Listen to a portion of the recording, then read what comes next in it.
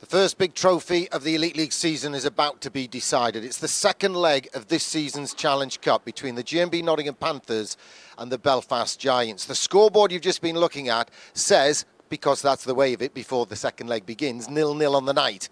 But in reality, at the halfway stage, it's GMB Panthers 5, Belfast Giants 1. A stunning first leg from the GMB Nottingham Panthers. And it's not going to be easy going into the second leg without thinking about that cushion. But that's the coach's job. They've got to get the boys wound up and try to get the job finished, because if the Panthers win, it will be a third cup win in a row and a fourth in 5 years. That's a good record. It's a big rivalry with Belfast, and the headline says it all in the Match Night programme. A rivalry wrapped in respect. The two teams do respect each other on the ice and off the ice.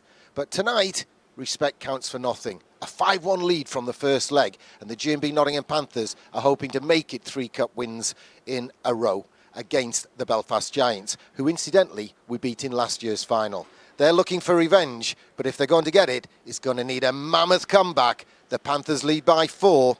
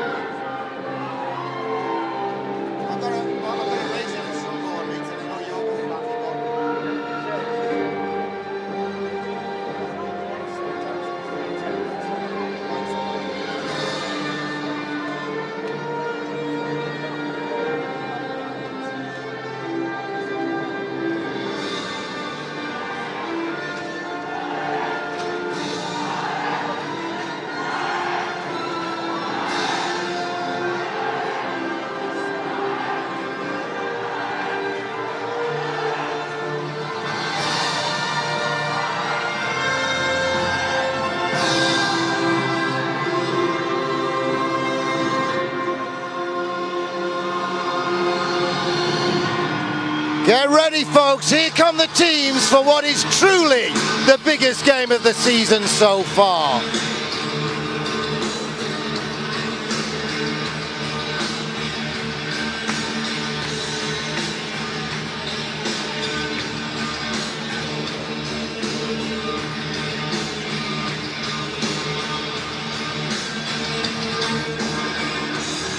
Ladies and gentlemen, let out by pause.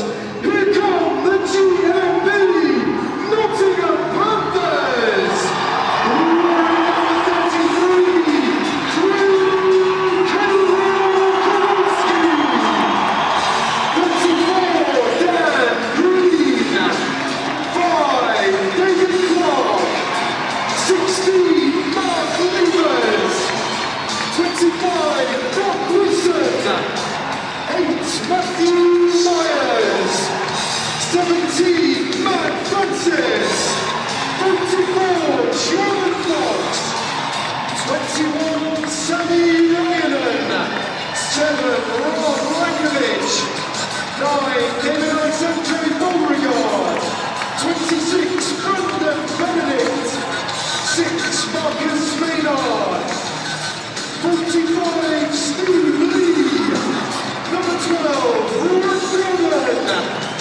28, Ian Pin. 19, Danny Myers. And wearing number 77, Chris Nielsen. Brought in association with French General Union, I am very proud to give you the GMB Nottingham Panthers. Nottingham's favourite ice hockey Suns take to the ice to take on the Belfast Giants in the Challenge Cup final. Second leg, leading by 5 goals to 1. But first, when the lights go up, one of Nottingham's other favourite Suns, who will be fighting most probably here on May the 26th in a bid to become a 3-time world champion. And of course, it's Panthers bidding to be 3 times in a row Challenge Cup champions. Belfast Giants in good voice, and can we hear voices of the Panthers fans in here? Darren Bavister's getting the crowd worked up. There'll be a big roar in a moment. as we have a When from Gedling, Carl the Cobra Froch steps forward to referee Guy Lepin and Matt Hoffman. Well, no, he's just going to drop the puck. Guy Lepin to make his way for the Panthers as well. Not only that, for our ceremonial puck drop tonight, ladies and gentlemen, local lad himself, and soon, I'm sure, to be champion, of course, once more. Let's hope he will be the champion of the world from Nottingham. It's Carl the Cobra Froch, who will be fighting here in our palace once more on May the 26th. With me in the commentary booth, my opposite number, Mr. Kelman from Belfast. How are you? I'm good, Gary. I've had better days. Hey, anything can happen. It's sport. The ticket says versus. It does not say beating. I taught you that a long time ago. Absolutely. For the national anthem, which will be played by Lewis. Here comes the national anthem. We'll talk to Todd again in a minute. Steve Wilkinson's on the camera lens.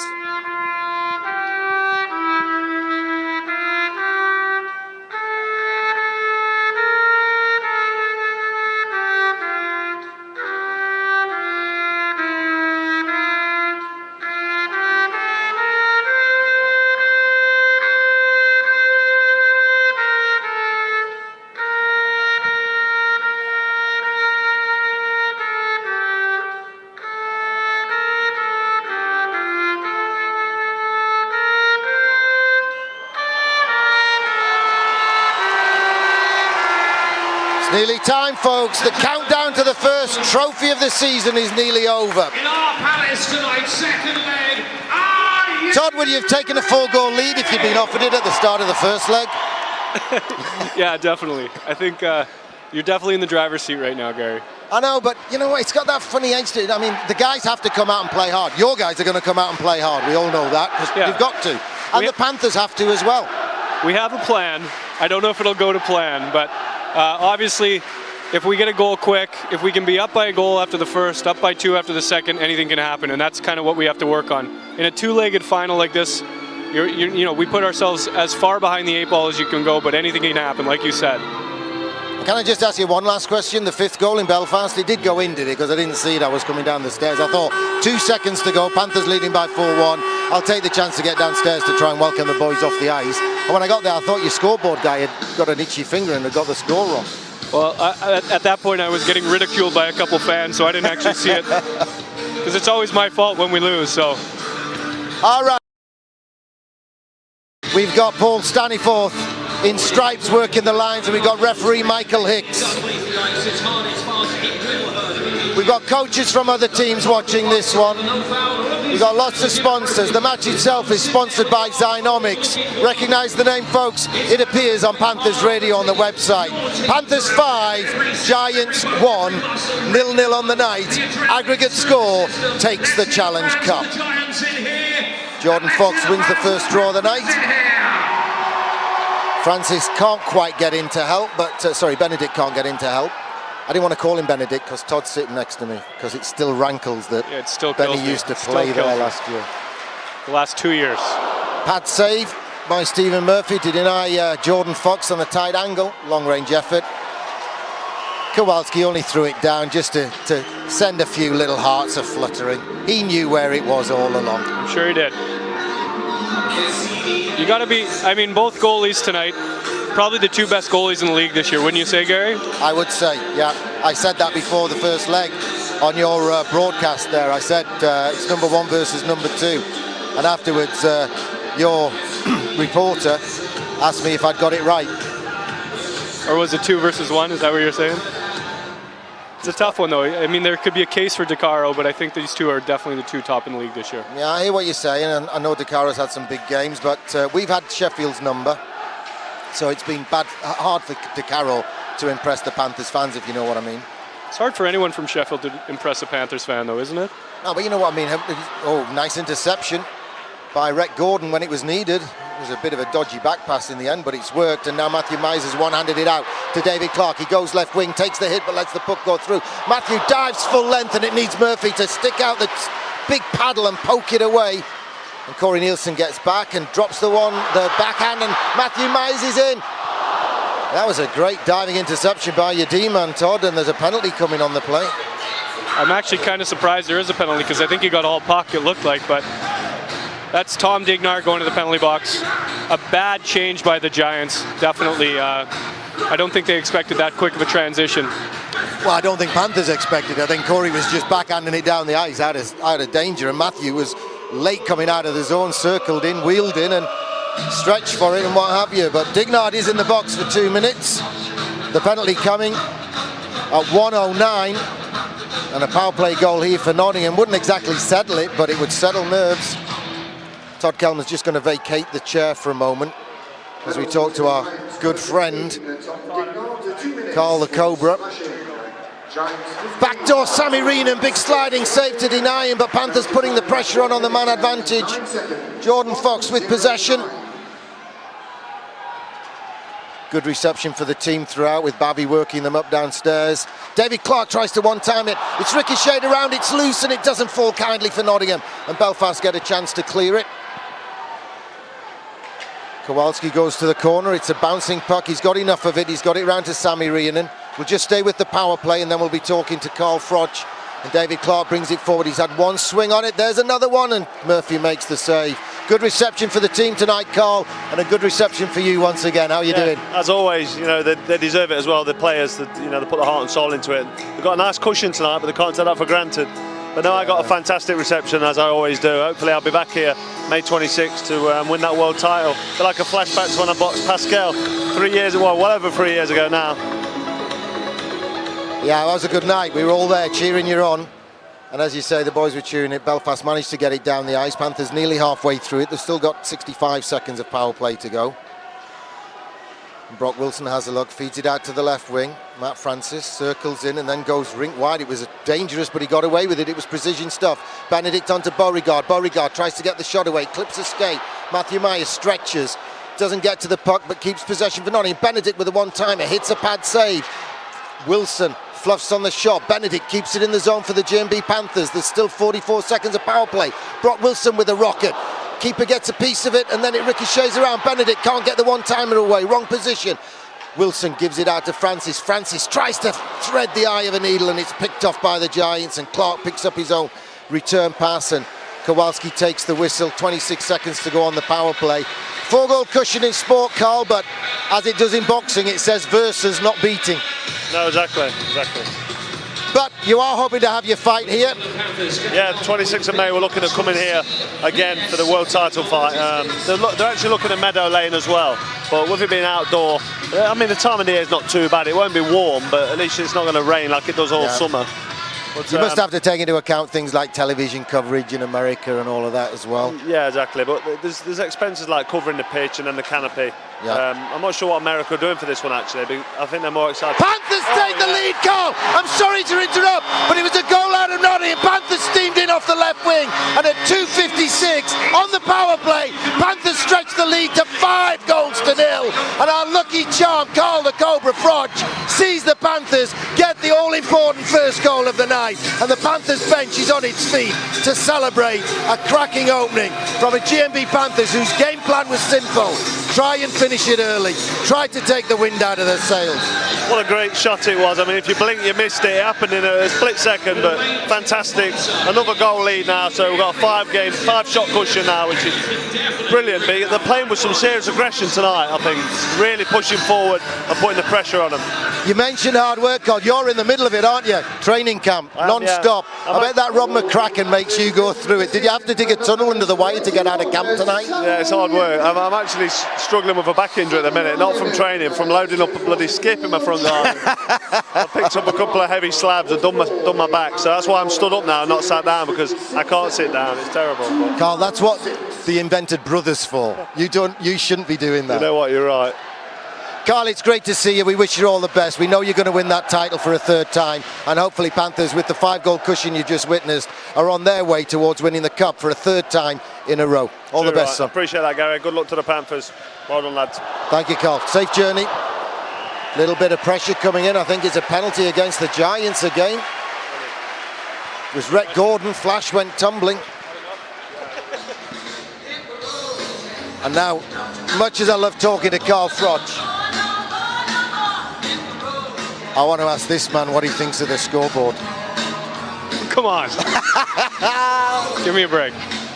Lovely centre spread photo of us tonight in the magazine. Yeah, I know. I didn't even see the magazine yet. Have you not? No, I'm sure you we'll don't. have to take a look. We're on our second power play for the Panthers already. We're not getting any help from Hicksy tonight. You got some help last game. Let's be honest. We tried. We tried. No. You know, we didn't get a power play till the 43rd minute. You'd had what, 7, 8? 7, yeah. Yeah. Which was amazing for a team like Belfast, so well coached by Doug and what have you. And we called it in the programme. We're not going to go on about it, Todd, but let's just nail it once for the sake of nailing it on our commentary tonight. It is a rivalry wrapped in respect. Oh, absolutely. I think I wouldn't be up here with most other teams. I probably wouldn't be at the game. But yeah, no, I think we've always kind of. I mean, you kind of showed me the ropes when I took over the GM job, and ever since that started, it's always had a respect between the two teams, even when I played. But I think the management side of things as well, it's kind of continued from that. So.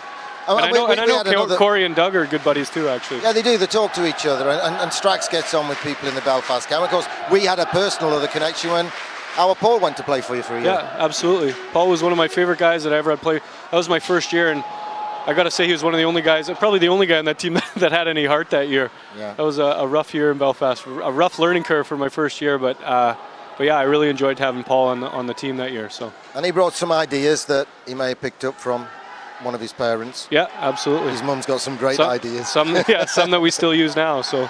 And you know, I mean, you mentioned the heart, but heart and soul is the engine of any hockey team. He's Beauregard. Can he get a shot away? He can. Murphy makes the save. 29 seconds to go on the power play. But unfortunately, you got a Paul Moran with a shoulder that took a bad knock early in the year. And one of my favorite stories, I remember, I know there was about 3 games that his shoulder popped out. In one game, he was strapped to a wheelchair, getting wheeled out of the building, and he leaned back and he got them to wheel him back, and he said, "Killer, how'd I do? How'd I do?" Was that Payet? Yeah.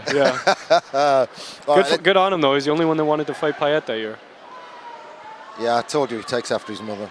I've got to stop using that line, Steve? All right, giveaway. Here's a little chance for Belfast. Nice little lift of the stick by Jordan Fox. Lovely stick handling by Nielsen. It sent Rhiannon in. Gordon Fox doesn't even say. I was trying to say Gordon Bennett. Jordan scored a second. Didn't happen. Giants get the man back. Panthers poke it out. Centre ice. It's Fox. Is it one-on-one with Rebeck? No, they're getting back in numbers. Fox tries to go through the middle. I thought Fox go ahead. David Clark, right wing.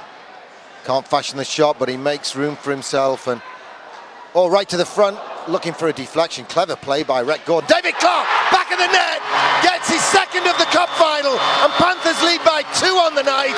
And Doug Christensen looks up at the scoreboard and hopes a hole will open up to swallow him. Panthers lead by 6 on aggregate. I don't even know what to say. We're down 2-0, 6 minutes into the game. I think, well, we're going to see where we are after the first, and then we'll see what kind of way we manage this one. I mean, it's obviously not going any way we want it to go. So, like I said, sometimes it happens and you're up against it. You're going to have your moment of glory, and I don't want to speak prematurely, but next week you need a win of any kind. By the time the fans hear this, you may have got it against Sheffield to clinch a thoroughly deserved league title this year. Well, yeah, trust me, Todd, you are going to win the league. I hope so. I know so. I think right now it's just, I mean, we'll see how the first period ends up, but I know Doug's playing 4 import D tonight because we've got Crane who's injured. Crane's going to probably play on the weekend against Sheffield, so we'll see what kind of lineup changes he makes for the second period as far as lines go. Yeah, he's got to perhaps juggle his lines because twice it's not worked for him, but Panthers are playing well and they're playing hard, and it's a tough competition to win the Challenge Cup, but it's one that Nottingham know from their own history that it's a nice one to win. And it is a hard competition to win because you go through that round robin section at the start when teams are all trying to set the tone and they're all new to the country, or guys are new to the country. You get through that, then teams readjust and make themselves a little bit better, and you've got to go at it again in the knockout stages. You play an awful lot of games by the time you get to this, the second leg of the final. Yeah. And it's a tough competition to win. The league's a tough competition to win. The playoffs, that's more knockout, isn't it? That's just anyone on the night kind of thing, and that's the play. I mean, the playoffs. It's interesting because the playoffs probably has the most glory because you win your last game of the season. But people always talked about the Challenge Cup. Like, I know the year we won it, it's a difficult championship to win, and people don't realize it's harder to win than the playoffs. It really is. Like you gotta. It's a total of what? Nowadays it's maybe 10 games, 12 games. Depending on if you do standalone or double up there. There are still physically the game, isn't there? Whether it's a double up game or a standalone. It is. It's a long road to this. Yeah, and I like it. I like having 3 cups to go for in the Elite League. It's better than just relying on, the league championship and then the playoffs, because the playoffs isn't long enough to be just 2 cups. So. All right, I'm going to ask you another question now. I've always wanted to, and we've never done it in this league, but I've always wanted to go to a series system for playoffs. Can you imagine Panther, on the spot, Nottingham versus Belfast in a best-of-7 series? Oh, it'd be fantastic. It'd be fantastic for the fans that know it, but I think it's a foreign thing to a lot of the hockey fans to come up and say, like, we're playing the same team again, whereas that's kind of where rivalries build. And I think you're right. I think for your fans, they'd get it a lot more than maybe some of the newer fans. For us, a majority of our crowd that's coming 3 or 4 times a year might be wondering why we're playing the Panthers again. But I think it'd be a great thing for the playoff finals to be a best-of-7 or some sort of series, even best-of-3s if we did that. I think it's quite easily explained, isn't it? Because it's like match play golf. If you're playing a round of normal tournament golf and it's the total score over 18 holes, you have a bad hole and you hit 10, 5 over par on a par 5 even, you're behind. He's David Clark whistling one just past the right post. Going to talk more about Clarkey in a moment. Guy Lepin, can he get a shot away? He can. Soft wrist shots. Sometimes they float all the way through. Steve Lee keeps it in, uses the boards. We've seen Steve Lee grow up a lot this year. He often shoots into the legs and we end up on ricochets, chasing back. But Steve Lee has made a point of trying to have a look, and if the shot isn't on, he's a penalty against Nottingham. Belfast go on the power play. So going back to what we're saying, a round of golf, stroke play, bad hole, you carry it. Yeah. Match play, you have a bad hole, so you've lost that one, you win the next one. You lose one by 9 shots, you win one by 1 shot, it's even. This is an idea I would have liked implemented after the first leg of the final, because I would definitely agree with you. But you're right. Like in hockey, teams are used to, like, if you lose a game, you go in for the third one. But it's down to whether teams want to do series. I think the big teams would all like to do it. You and I would have the biggest problems, wouldn't we, sorting fixtures out and what have you. We'd need to sit down and talk to arena staff and explain what's happening and what we need to do. But, we could end up... Oh, nice little steal. Palate, the former Cardiff guy. Little pressure. Means Panthers give the puck away, but Dignard keeps it in the zone. They're so close to the net on this power play. They're on killer's doorstep. Dignard to the front, Peacock shoots. And Kowalski was deep in the blue paint there. There was a bit of goal to aim for, and former Panthers player Tim Peacock's son Craig didn't pick his spot so well there. Craig Peacock? Did you say Tim Peacock? Craig, Tim's son. Tim Peacock used to play for us. I didn't know he played for the Panthers. Yeah, for a long time. Shark eyes. You could never know. You never knew if he was laughing, crying, or just scored a goal or just taking a penalty. He just had shark eyes. Yeah, Tim played for Panthers for a while. Okay. Then went to Peterborough. Yeah, Craig's been great for us this year, and I mean, this is our 3rd year with him, and he's still young. He's 23, I think, and hopefully he's going to get a crack at the GB team, something he didn't get last year. So yeah, that was a bad call last year, I thought. But you know what? He did struggle a little bit, because sophomore year, as you call it at college, we don't have that phrase, but it means second year, folks. Sophomore year is the difficult year, because he had a great first year with you guys, and then teams paid attention to him. Dowdy's had a great year this year. People are going to have to pay attention to him. But I mean, you really do have to pay attention to him. Dowdy's, I would say Dowdy's been our best player this season. Well, he would be. He comes from Billingham. Yeah, I've heard stories about Billingham from you and him. So yeah, he's the third best thing to come out of Billingham. But yeah, no doubt it's been a huge reason why we've had so much success this year. He's been, from Christmas on, he's been our best player, definitely. Him and Clark, who's got the puck right now, Clark has been kind of a renewed season when he started playing with Dowd just from Christmas on. So. Well, Clark made his debut for you in this building. Yeah, that's right. He did. When you brought him in. You've had a lot of players this year, haven't you? Oh, I think we've had 24 guys or something play for the Giants this year. I think I've got 3 boxes reserved for your spare players tonight that aren't making the lineup. Good kill by the Nottingham Panthers. Panthers go forward now. Rhett Gordon to Matthew Myers. Gordon is clattered on the boards by Kiefer. That's his job. He's going to hit him right there. He takes a number. That's what I like about Rhett Gordon. He's been a good player for us since he came in. He's a busy player. He's a blue-collar worker. Yeah. Of course, his brother's a bit more than that over in the NHL, but Rhett's a good worker. He's Gila Pin. Winds up, loses it in his feet, and they're big feet. If you lose it in those size 33s, takes a lot of finding. Belfast try to force it out of the zone. They don't get it out of the zone, but at the second attempt, they literally lob it down the ice, and Danny Myers stretches back. Oh, you can hand pass in your own half. Matthew Myers has a little go. Is that Lloyd he's having the go at? Yeah. I think most guys in the league would like to have a go with Lloyd. He hits everything that moves, and he's one of those players that gets under the skin of every team he plays against. He doesn't fight, but he certainly aggravates a lot of teams. That's for sure. Right now, though, going back to what we were saying about how many players you've had this year, Doug Christensen was telling me that last weekend was the first time he actually had a healthy scratch. Yeah, it's the first time he's had to make a choice of who played or not. We've had that many injuries.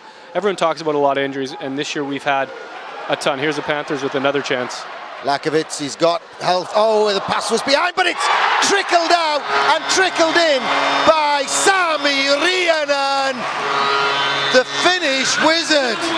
Panthers lead by 3 on the night, Todd, and that's, hang on, 7. I stopped counting. I'm just worried about this game now. I think the biggest thing for us is being able to work the lines and see who should be playing together when we face the Sheffield Steelers on Friday, because right now we're down by 7 goals and we're 11 and a half minutes into the game here.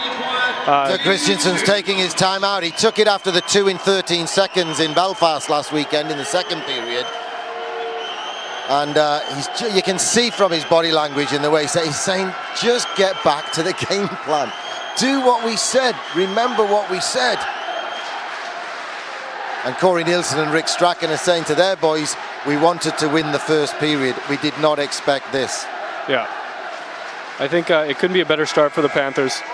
And unfortunately, we're on the back end of a monumental climb here. And I think we're all in agreement that this is pretty much impossible. I just hope that we get through this and we see who should be playing together. I know Doug's working through some lines, seeing who should be playing. Lloyd's back in the lineup for the first time in about 6 weeks. He played one game against Edinburgh on the weekend, but he's back here. So we're seeing if he can work in the lineup for the weekend. So. Well, you mentioned the Sheffield Steelers. Your next games are against them, and a win of any kind will clinch the league title. We wish you well with that search for silverware. Finity's in the building tonight, the Sheffield coach, spying. He's not going to learn much so far. No, maybe this is purely a diversion. I don't know. But yeah, Finnerty's definitely in the building, and he's probably wondering, He's probably had a fight with someone by now. Yeah, he's probably been thrown out. Yeah, he's been thrown out of the building for abuse. He could have a fight on his own in a phone box. Kowalski slams the door shut, the puck's on the side of the net. Francis puts his stick on top of Pele. Little bit of feistiness. Brock Wilson will probably go, even though he's got 2 broken fingers.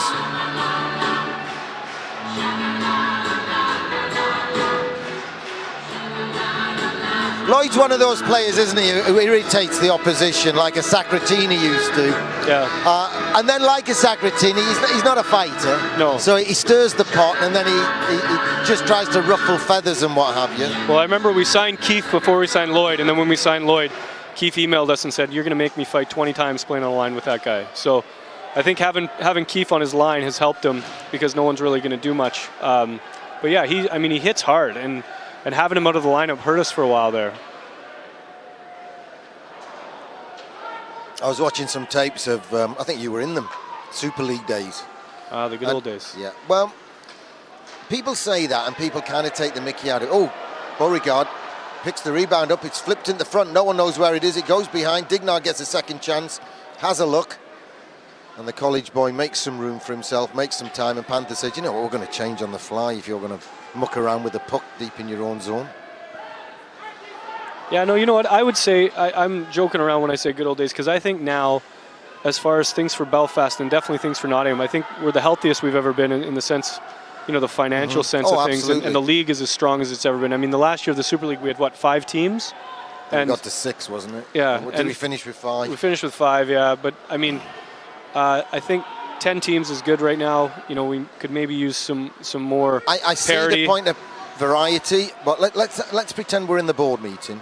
You had a great time today, didn't you? I was too busy with other events and getting ready for this. But if we were in a board meeting right now, I would, and I totally support 10 teams and variety, but I'd rather have 2 home, 2 away in the league. Yeah, so would I. And teams like Fife and Dundee and Edinburgh and possibly Braehead, but because of the locality of the Scottish teams, that'd be okay for them. Yeah. I think they should play each other more often, and we should play you more often in Sheffield. And I think they'd be happy with that, to be honest, and I think we'd all be happy playing the big teams one more time each. Well, you know what it's like. There's a big difference between trying to sell another Sheffield or Belfast game than a Hull or Edinburgh right now. And the little clubs, for want of a better phrase, like to play the big clubs, and we get into that debate and all the rest of it and what have you. But now with the whole thing going on in Scotland, I think Fife might want to play Dundee more than they want to play Belfast, because Dundee might bring two. The only thing I'd say, Todd, and you've heard me probably say this at board. Well, I know you've heard me say it at board meetings. The problem there is they play them 3 times. They play standalone cup, so they play them 4 times straight off the bat. Who's getting the call here? Both of them. Both. He's balanced the books. I actually think Denisett was holding on to I think it's Myers there, isn't it? And I think Myers was standing him up. Denny grabbed onto him when he was trying to get around him, and it's probably a little bit of frustration, maybe on both. No, it wasn't. No, it was Fox. Fox going down. I think Foxy maybe's grabbed his shirt afterwards. Yeah. You'll have to rewind the DVD, folks. We're not so flush that we can do replays and what have you, but we do manage to get a whole game on one DVD disc. That's an in joke.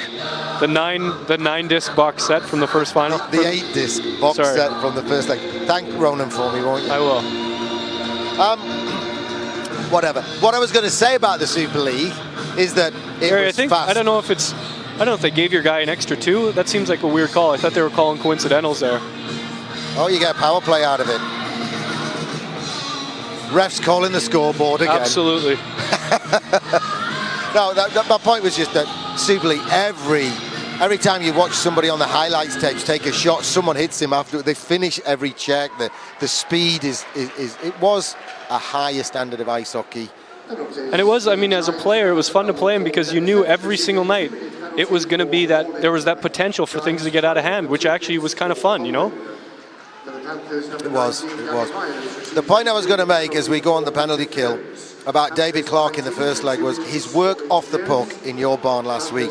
He hit anything that moved and it rubbed off on everybody else. The other guys were all up for it and they were going for it, but Clarkey was a little wrecking ball out there, which you don't expect from David Clark. And when someone like David Clark's doing it, then everyone's going to do it. I actually was going to say Fox was like that. Fox was throwing his weight around. And I don't know how much I've only seen him play a few times this year, but he was the one that I really noticed throwing his weight around out there. Yeah, he hits a lot like that and can do it in key games, and if we're down he can do it, and Rhett Gordon throws the odd hit for a little guy.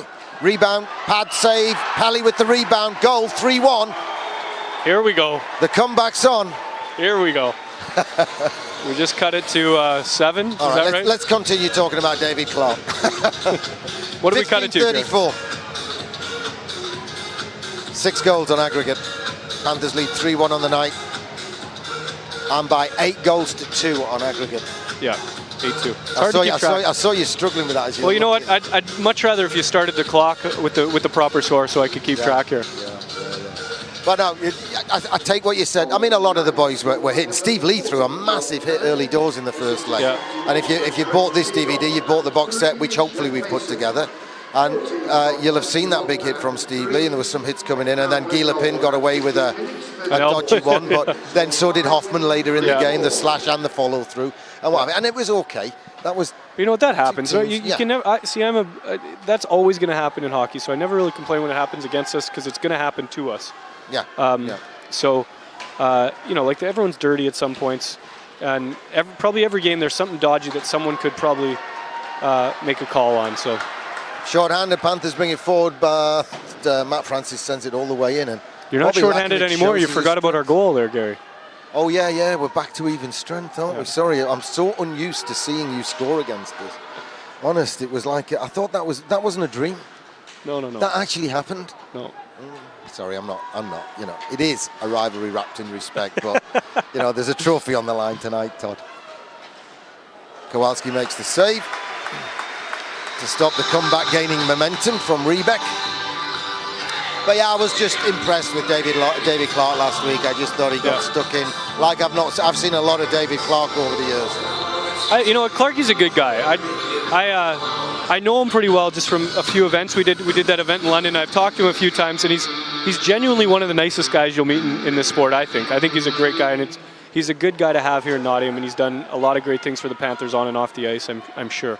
This guy on the puck right now is, if I'd had a vote, he was up there with Corey Nielsen for my key defenseman in the league, Mason.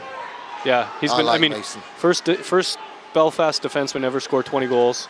Yeah, he's been incredible for us all year. That's a bad year for Corey Nielsen, though. No, I know, but we'll take a bad year.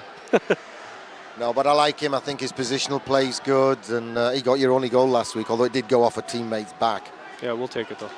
Well, you'd take anything last week, wouldn't you? It could be the difference, Gary. I hope you're wrong. I really hope you're wrong. I gotta say though, Gary, looking around, it's a fantastic crowd for a Tuesday night. You've done a great job to pack the building in here tonight. The fans are excited. I always am happy when, no matter who you're playing, when you see a great crowd, because there's 4,000 or 5,000 people and enjoying it. Because I love when you see this many people coming out on a midweek game. People always say it's just a weekend league, but it shows that people want to see good hockey. Yeah, we've hammered this, and I'll be honest with you, it's an easy sell against the Belfast Giants. And people said before the game, the boys said, you don't want us to get too far up, do you? David Clark rips one just past the post. Rhett Gordon stretches, gets enough of it to keep it in the zone, keeps the puck on the boards. Now he's under pressure, and Belfast bring it out. They chip at the wall. Mason, the guy we were just talking about, gets back, but Stevie Lee covers well, gets the stick in the way. Glove down from Gilipin. Mason latches onto it. Has his pocket picked by Matthew Myers. Matthew Myers gives it out to the left wing, a bit too strong off the boards. David Clark protects it though, slides it across. Matthew Myers goes to collect, has a look, tries to feed the back post. It hits Murphy, ricochets down. Matthew Myers throws one of his trademark Welsh hits. Sammy Rhiannon to the middle. Oh, it needed that stick in from Peacock to stop the big howitzer coming in from Corey Nielsen.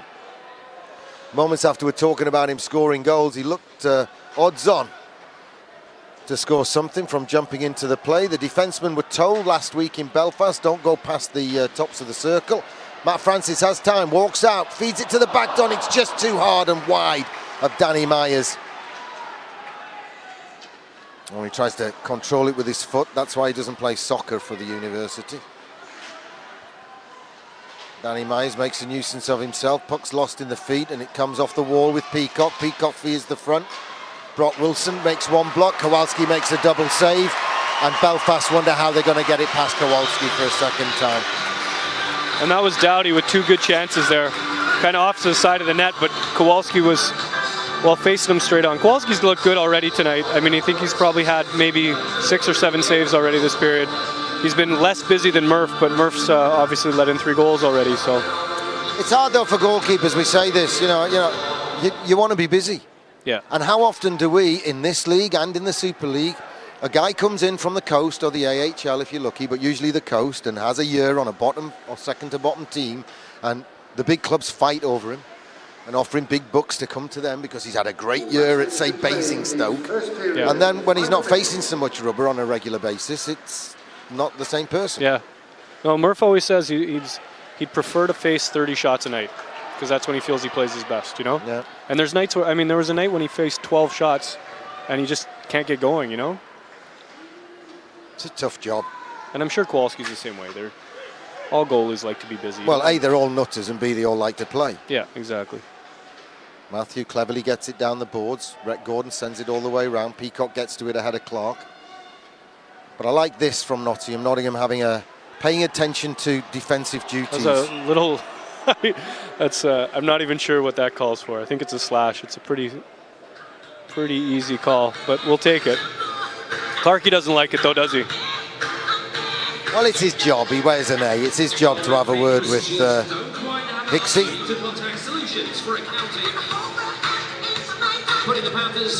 Just 20 seconds to go in the first period. Panthers lead by 2 on the night and 6 on aggregate in a match sponsored by Zynomics. The sting's out of the game all of a sudden, isn't it? It's like it's all of a sudden that after Belfast scored a goal, it was like, all right, we've got a bit of something, we've got a bit of pride. Let's see the period out. Well, Panthers have won the draw, they've got it down the ice. And the clock's counting down. We're in the last 5 seconds. Danisek gives it away to Francis. Francis is going to have to hurry if he's going to get anything out of it. He's giving it out to the left wing. Lacko fires into the glove. Brit to Brit. First period ends. Panthers short-handed, but leading by 3 goals to 1. And that means they're leading by 6 on aggregate. Is the Challenge Cup coming home? Looks that way at the moment. Second period coming right up. And at the last count, it was £515 prize money.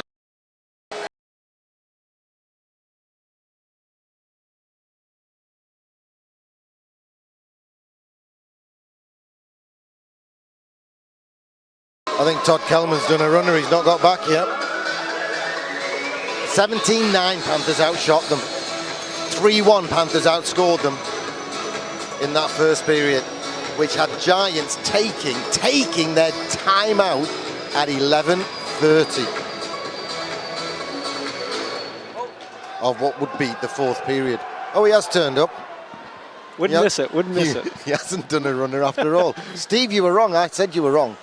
I said he won't run away. 17-9 the shots on goal first period. Jesus. 17. He didn't have any, but Lacko got an assist on the second goal. I didn't see any. I don't know if there's been many games when we've given up 17 shots in the first period. That's usually like a 2-period total for us. Yeah. But we'll see what happens here, Gary. It's not over till the fat lady sings, and Craig Kowalski struggled to get that one past 75. Robert Dowd, the third best thing to come out of Billingham. All right, I won't use it again, I promise. It has to be used every single. I'm sure you find a way every game to use it. Well, you always make me. You force me to use it at board meetings. I know. I set it up every time. Well, I have changed it now to the third best. Yeah, I know. You know, I've changed it. I got a great joke for our awards night about Matthew Myers, but I can't tell it on here. But when is your awards night? We're going to do them after the game. When the fans have bought this, they'll have seen them. We're just going to do some on the ice, and then we're going to do a shirts presentation. We have a fabulous thing here, and we have 2 gold sponsors per player and 1 silver. And those sponsors, and they're all but one, not corporate in any way. They're all groups of fans or fans. Great. And they get a game-worn shirt if they're gold, and they get a warm-up shirt, and we have a special night for them. We present them with the shirts and what have you. And it collectively brings in a chunk of change for the club. Great. And helps us buy equipment, because you and I have sat in board meetings where some directors will have you believe, and have other directors and chairmen believe, that teams are actually getting through the season on about 15 grand's worth of equipment. Impossible. And I've never in my life have I heard about that. I know. We had a team last year. Can you remember when everyone was talking about those sticks and what have you? This stick's as good as this stick and all the rest of it. And the Panthers are back to full strength. And saying there was a guy claiming from another team, he shall remain anonymous, and he said he doesn't spend more than £20,000 on equipment total in the season. He placed orders for £18,500 for sticks through our equipment manager, who happens to be the agent for one of the companies he gets. Yeah. So that means he kitted his team out in skates, goalie sticks, helmets, goalie pads, equipment. helmets, gloves, elbows. For £1,500. Yeah. Maybe it's just they just don't pay for it. No, it's just people. They have this perverse way of, oh, we don't pay that and what have you. You don't have much choice these days. Yeah. Here come the Panthers. Matt Francis rips a shot. Murphy's not sure where it is. He has got it this time. He's held on. There's no rebound. 17:52 to go. Second period. Fifth period in effect. Zynomics are our match sponsors. Panthers lead 3-1 on the night.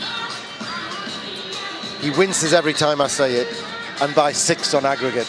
No, I'm just trying to analyze the lines. I'm trying to do my job here. See what kind of lines we're going with. I think Doug's still trying to find a second line to be scoring, so he's shuffling around the second line. The first line of Peacock, Clark, and Dowd is sticking together, but the second line it's been Denisett, Pelly, Hoffman. He's had Keefe on there. He's had Lloyd on there. He's even had Garside on there. So that's what we're struggling with right now. We're getting scoring from our top line. We just need secondary scoring. Good bit of chat going on there between Sammy Rhiannon and Craig Peacock.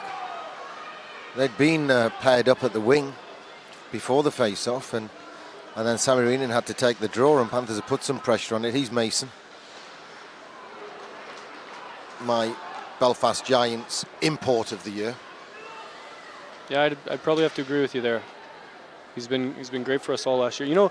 It's interesting because last year he started the season and he was struggling.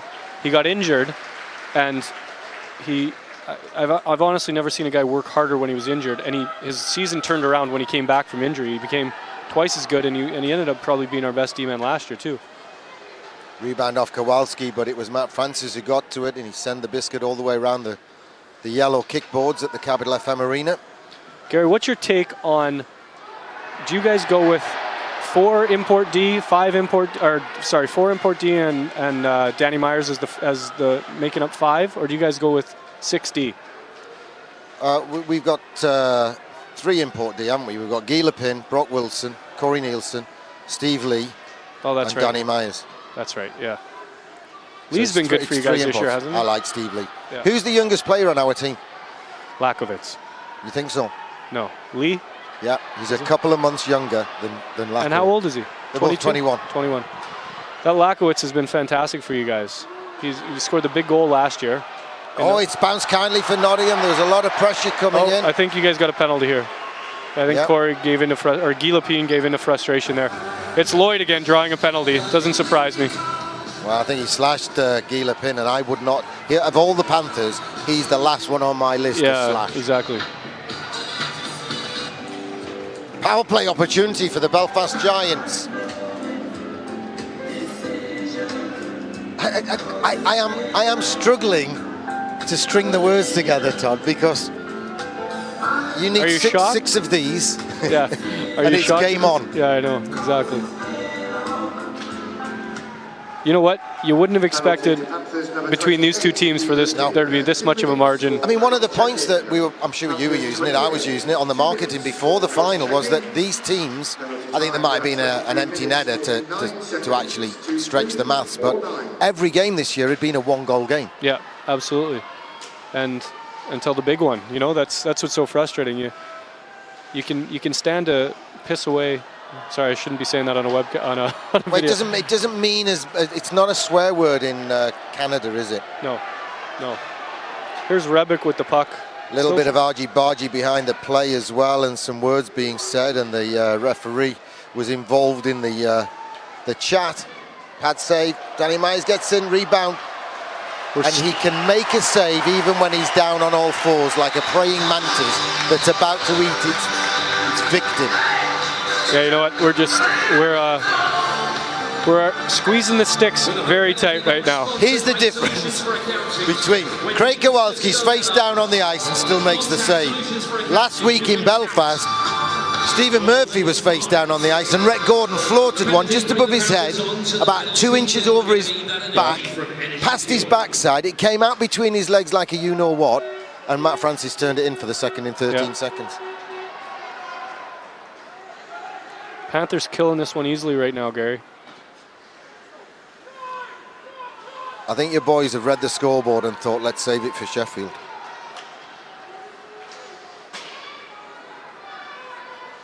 But you know what? They shouldn't be doing that, Todd, because they're playing for a position, aren't they? Back of the net, Dignard, top shelf. No, that was Dowd. Dignard to Dowd. Was it Dowd? Dignard to Dowd, yeah. I saw the 5 on the shirt. 15 and 75. Yeah. You know what? Right now, any goal we get is just confidence going into the weekend, and that's what we have to think of. We have to get back to scoring ways. Doughty, Doughty for a while there, he was getting 3-4 points a game, and then he struggled for a while, meaning he struggled with a point or two a game. But I just hope that he can get things going for the weekend. So here's what I was talking about. We're onto the third line now, and there's got Garside with Keefe and Hoffman out there. Can we hear the voices? I know Doug Christensen likes former Edinburgh Capital Mark Garside. He lost the draw there, lost it comfortably and easily to Jordan Fox. Brandon Benedict, the former Giant, backhand gloves it down and then jams the puck down. Hit comes in from Fox on Rebeck.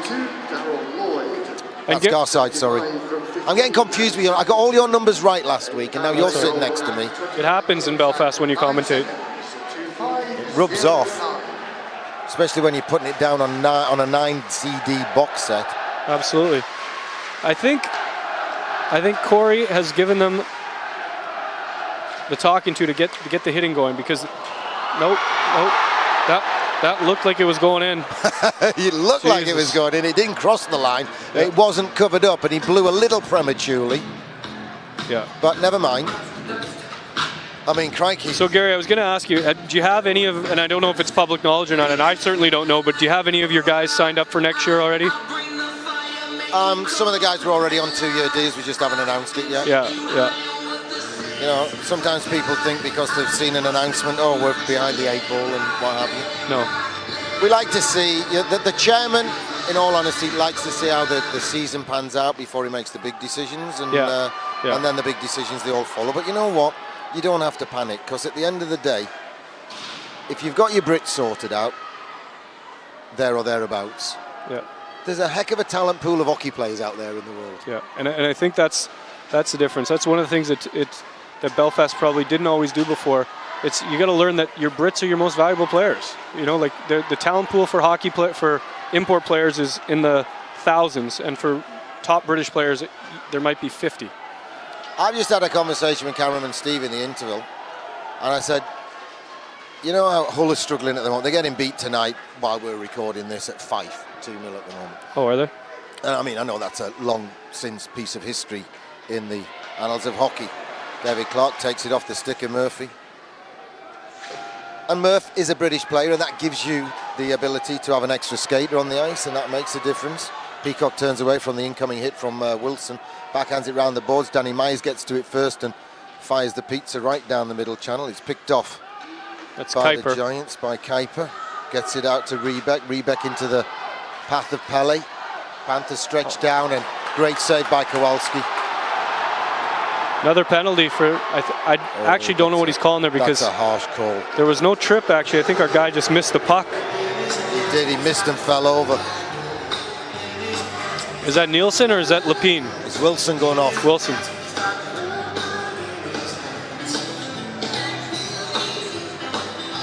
Yeah, but we're going back to what we were saying. There is a big talent pool out there, and you know, we've seen teams. Let's play teams. Let's just ask a few questions. If you could have one player from another team in the league, who would you want? Contact Solutions for accounting.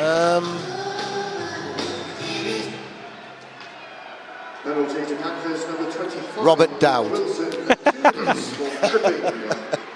Dude, I'd like to add him to our British talent pool.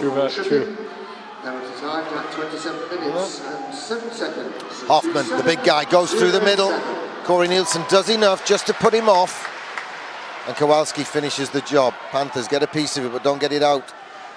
It's tied up on the boards. Danny gets it into Hoffman. Hoffman round the back to Mason. He's jumped into the play. He's deep in enemy territory. Danny Myers gets a piece of it. It's bounced off the boards kindly for Nottingham, and Nottingham have got it away, and Francis has sent it down the ice, but he had to whack at it rather than play it, and the whack ended up too far forward for Beeston boy Bobby Lakovitz.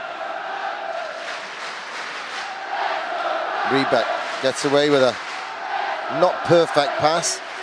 A not perfect shot, doesn't go anywhere. It's right to the front. Lapine kicks it. Kowalski's come alive. He's a bit of a jack in the box, flying around. Shot from Rebeck straight into Fox's pads. Belfast have kept it in the zone. Big hit there.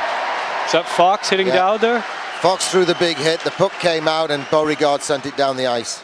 Two experienced players who know what they're doing. Sticks come in, Dignard gets through, but the shot's off target. Dowd can't get the shot away.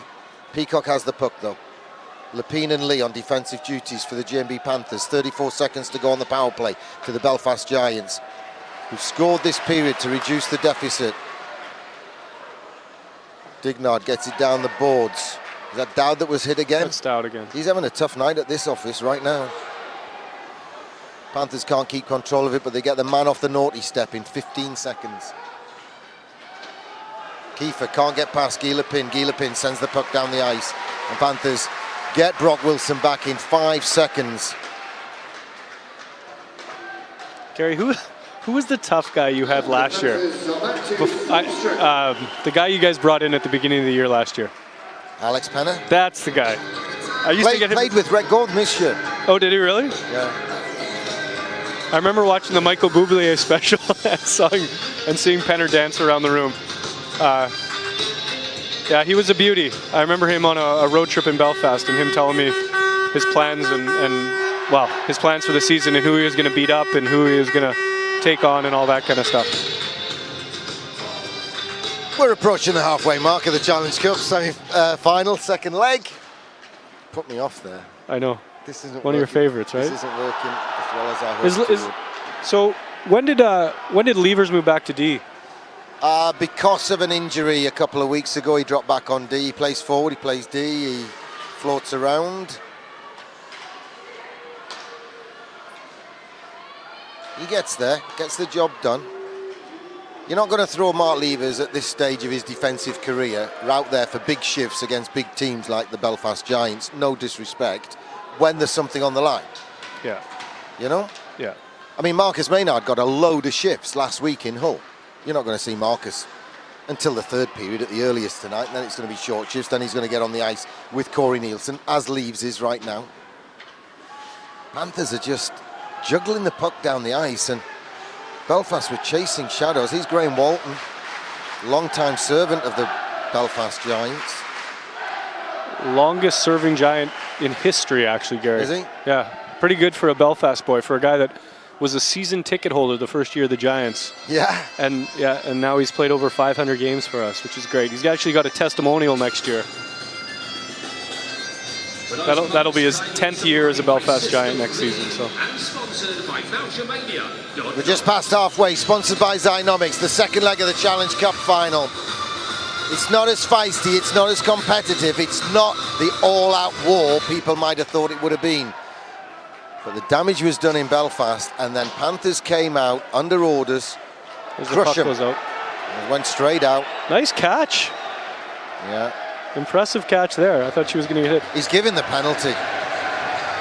I think that's a horrible penalty when that goes, because your guy wasn't deliberately trying to get a whistle. It rolled up his stick, it was up in the air. Yeah. That's where I think there could be a little bit of judgment call from a referee. I think it has to be on when you do it on purpose. And I think especially here, like if you look at the glass, it's lower here on the sideboards than it is in other arenas. So, but it's a rule, and it's one of those ones that comes back to haunt teams sometimes in the dying minutes of a game, in a big game, and someone fires it over the boards like that. So I don't like that call, and I don't like the illegal equipment when someone's helmet falls off. The only thing I say about that is, as I always say on commentary, as Panthers on the power play try to put the pressure on, Sammy Rhiannon's looking for a hat-trick. It'll be his first for the Panthers. Keeps that one in. Jordan Fox takes over, uses the boards, gets it to Rhett Gordon. Rhett Gordon has a look. Oh, the pass from Rhett Gordon. He was looking at David Clark, which had the defenseman looking over their left shoulder. He passed it to Nielsen, who was over their right shoulder, but he missed him by a country mile, if truth be told. It's a nice idea, and that'll be icing against the GMB Panthers when Dignard touches it, who did talk to us last summer. I'm sure you know that. I didn't know that. I didn't know he talked to anyone. So much money on the table, we couldn't sign it. He is the quietest guy I've ever met. He had a mate on your team. You signed somebody else while we were talking to him. I don't think it got to a conclusion of any kind. Yeah. And he through his agent, the word was he's tossing up between you and Belfast. His mate's playing in Belfast. You know what, Gary? He's going to school on the MBA program. He's a smart kid. He went to Yale, and I think I don't know if you have a one-year program here for the NBA, what we do, and I think that might have turned the tides, or he talked to somebody. We have a deal with Derby University, which helps some of the guys. And Matt Francis is our guy this year, and he's been a pretty decent import to pick up on the schools program. Panthers trying to get it across, and they do. Rhiannon half loses it, but then recovers. He's good, you know, the Finn. He's been, you know what it's like. The Finn is so technically minded. He's in the right place at the right time. It's how they do it. They do it at under 6 level in Finland. Yeah. Never mind under 10s, never mind 12s. Yeah. He is always in the right place where he's supposed to be. Yeah, the fundamentals in Finland and Sweden, there's Brandon Benedict. Just off target. Sharp backhand from Myers would have been on target, but he chose instead to keep possession. He lets that one run through to Benedict. Beauregard's right in front. He had the trigger cocked, but Benny couldn't get it to him, or Teddy as we call him. You know why he's called Ted, don't you? Danny Myers, I think, told me the story one time, but I can't quite remember. So. Well, you guys, as others, were calling him Terry, after Terry Benedict in the Ocean's 11, 12 movies. And Bo misheard and thought the boys were calling him Teddy. So he joined in and called him Teddy, so we've abbreviated it to Ted. So if you don't know the story, you'll never get it. Yeah. Yeah, Benny's a good guy. I really liked having him in Belfast, and I know he's enjoying himself here in Nottingham. So, is he the one you would pick if you had one pick in the league? You know what? You'd probably be surprised at my pick because it's someone that you guys had for a long time that you got rid of. I'd probably take Jade Galbraith. We all know. The Giants are back to full strength. Going against everything you've ever told me. No. We all know what Jade Galbraith can do on the ice. Yeah. He's got magical hands. Had 3 years with us. Single-handedly won some games. Scored the winner last year in the Challenge Cup, didn't he? Yeah, he scored in your barn for the Belfast Giants elite team. Peacock and Rhiannon, I told you they had words at that face-off. Had a little shove. Neither of them are scrappers, you can tell. They get very verbal once the linesmen get in the way. And they're two big linesmen, Staniforth and O'Halloran. I think Simsey's taking them both. Is he taking them both? Yeah, he's taking them both. Yeah. I wondered who Simsey was then, though. Did I say Simsey? Yeah, I meant Hicksey. Yeah. I just looked over and I saw Dave Sims in a box a few doors down from us, so. We don't use the D word here. Oh, sorry. Or the S word. Steve Wilkinson sits on you in the interval if you use those words in conjunction. 7:07 to go, second period. Two guys sit, 21 and 71, Rhiannon and Peacock. We're going 4-on-4.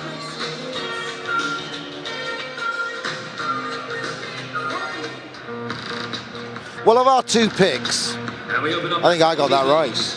Because you take a top draw Brit, you've opened up no end of opportunities. And I didn't say we were trading. I didn't say I was going. No, you had a pick and I had a pick.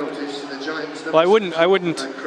See, that whole rivalry wrapped in respect. I wouldn't destroy your lineup like that. I wouldn't take Clarkey from you. So I wasn't allowed to pick one of your plays. I have to pick someone from somewhere else. Yeah, absolutely.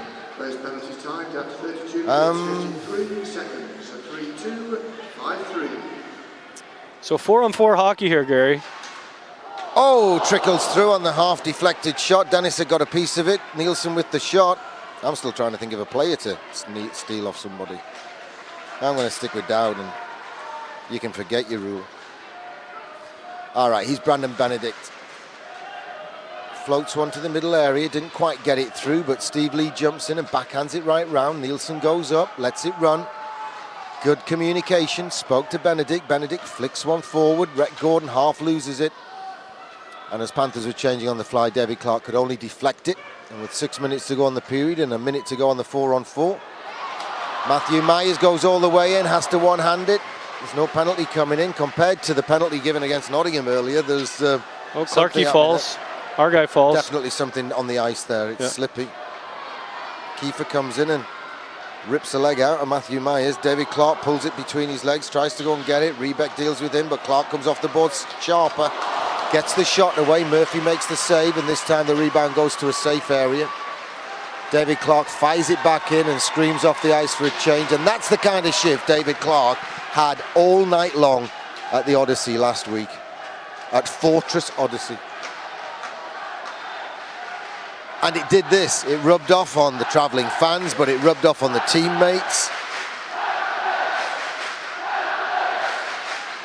Brock Wilson throws a long range one in, and that big rebound. Mason has to deal with it. Lakovic makes a nuisance of himself. Both sides at full strength. Reenan comes out, Peacock's out, trying to shadow him. Belfast get it forward 2-on-2, but lose possession. Lepine gives it forward to Lakovic. Deliberately plays it off the back of Clark. I've got another question for you though, Todd. What is it? One of the guys you've healthy scratched today, Crane. Yeah. His parents flew in to watch him play in the cup final. That's not a question. I'm just saying, is that true? This is the question. Is that true? That is true. But you know what? He's got a broken nose, courtesy of Guy Lepine from last game. He's banged up. We want him to play on Friday night. So his nose, he looks like, I don't know if it's a clown or he's got a black and red nose right now. I think it still has the Panthers logo on it. Yeah. I just heard that earlier that... I met his parents. I said hello. What do you want me to say? I think this is icing here. Yeah. Walton touches it. So just to put that in perspective so the viewers at home can understand this, they've flown from Toronto to watch their son play in the cup final. His son has got a broken nose, so he looks ugly when they meet him, when he meets him at the airport. Then the coach scratches him. There's a healthy scratch. And although you've scored the only goal of the second period, his team, who they've obviously come to support, despite their son not being picked to play, are trailing by 1 on the night and 5 on aggregate. Yep. Okay, I just wanted to check I got that right. Yeah, no, you did. Thanks. Hey, you know the guy you've replaced tonight on commentary? Owen Bradley from BBC Radio Nottingham, who was in your barn for the first leg. Yeah. Do you know what he's doing right now? I'm assuming is he at Forest? No, Forest Derby tonight, which is another reason why it was a good crowd, as you mentioned. Owen, is wearing a gold and black leotard jumpsuit. He's jumping up and down singing madness songs in a musical called Our House. And at least he's wearing gold and black. Last night, I went to see it. How was it? It was good. It was a production by a local music society, and it was very professional. And you know, some of the guys on that stage did as good a job as a pro would have done. And another icing here. Good show, yeah. We don't care. Questionable change. Questionable change. The guy jumped out of the box to go for the icing. And it was a good show, but Owen, his Scottish accent wasn't good. Oh, is that right? He wore a kilt and in a very Brummy accent said his 2 lines. But it was good. And when you're not here on Sunday and he's in that seat, I'm looking forward to chatting to him about the jumpsuit. Skin tight jumpsuit. I've asked if I could borrow it. Discussion about the clock at the moment. I think they're talking about the icing because the linesmen were confused, I think, on who to bring back on the ice. So I think Danny Myers is back on the ice, and they've thrown Clark out of the face-off because of the delay. I noticed Doug Christensen there was trying to move his lines around. He's got Rob Stewart with him, of course, long-standing servant of British ice hockey. He must have played with you in your Bracknell days. Played in Bracknell, played in Belfast. He actually came back out of retirement after coaching the Sheffield Steelers and won the league in 2006 with us after 2 years of not playing hockey. So at the age of 41. Muscadian even strength. Bowd wins it. Brock Wilson bided his time. The chip on the wall was looking dubious. The Belfast player, Dowd, had it all covered up. The feather pass to Francis nearly gets there. Murphy wasn't sure he'd got that. Panthers get it right to Reenan behind the net. He brings it out front. Can he get the backhand away? It hits Murphy. Ricochets across the blue paint out the other side. And Giants get it down the ice. It's almost as though someone throws a switch at the moment. And all right, Panthers are going to play for a shift. Yeah, moments of brilliance on both sides. But no one's really got any momentum right now. Such an awkward game for players to play in, isn't it? Yeah. it's a 6-period game, and of course most of your imports, as with ours, they're not used to it. The guys that have been here for a few years and have helped us win this trophy for a few years understand how it works. But come the playoffs as well, in the quarter-final stage, that 6-period element is brand new to them. Jordan Fox was telling me, I've never played a game of like this ever on this basis. No, nobody has. It's a strange concept. I remember, you know, when I first started playing it, hearing, what do you mean we play, you know, 2 legs? Where do you play the third game? Uh-oh, Pelly fell into the goalie. Your guys seem to be trying to get out of the way. Yeah, well, Pelly legitimately fell into the goalie. And as Kuiper and Nielsen going for it. They're not 2 guys that normally scrap, are they? But Corey Nielsen's a big, strong guy. He went after Neil Clark at Sheffield a couple of weeks ago. It's going to be more of a wrestle than a fight. Corey Nielsen doing his best to protect his team. A couple of body shots coming in from Kuiper.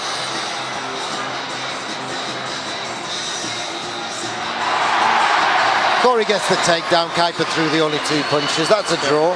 Yeah. And that's a good job by Corey Nielsen. Good for the crowd. Crowd loves it.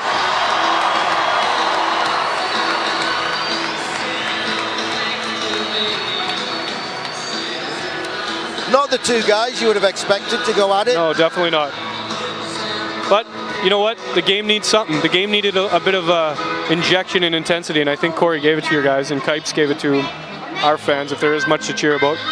But you know what? The fans love it, and all those people that ever say that, oh, they don't like that side of hockey, they sure stand up and scream every time that 2 guys drop the gloves, that's for sure. Yeah, I had a letter a while ago. We had a, I can't even remember who we were playing, but the other team instigated 2 bad set twos and fights. And a guy wrote to me and said, I'm a retired policeman, and if that had happened on the street, I would have arrested them. I demand you do something about your players.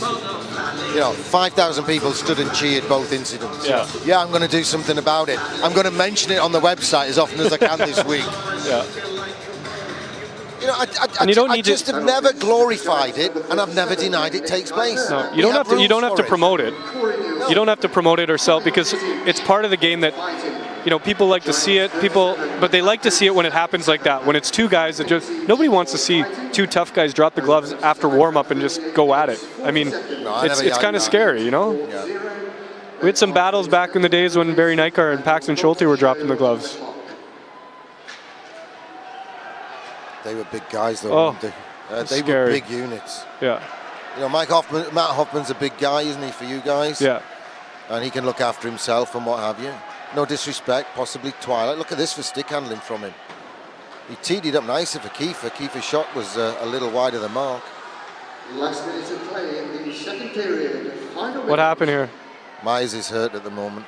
Well, I didn't even see what happened. Did you see what went on there? Didn't see it, no. Stevie? No, cameraman didn't see it. Steve Wilkinson didn't see it. We're struggling. We got. I think, you know what? I think he went down. I think he went down to block a shot and cut his leg or something. Oh no, it's his face. Yeah, he's cut. Okay. Poundle jumps off the Belfast gate. Chicken should have walked up the length of the ice. The physio. I think he's got it in the mouth, hasn't it? His teeth. He won't be biting crunchy Cox's apples for the next few days anyway.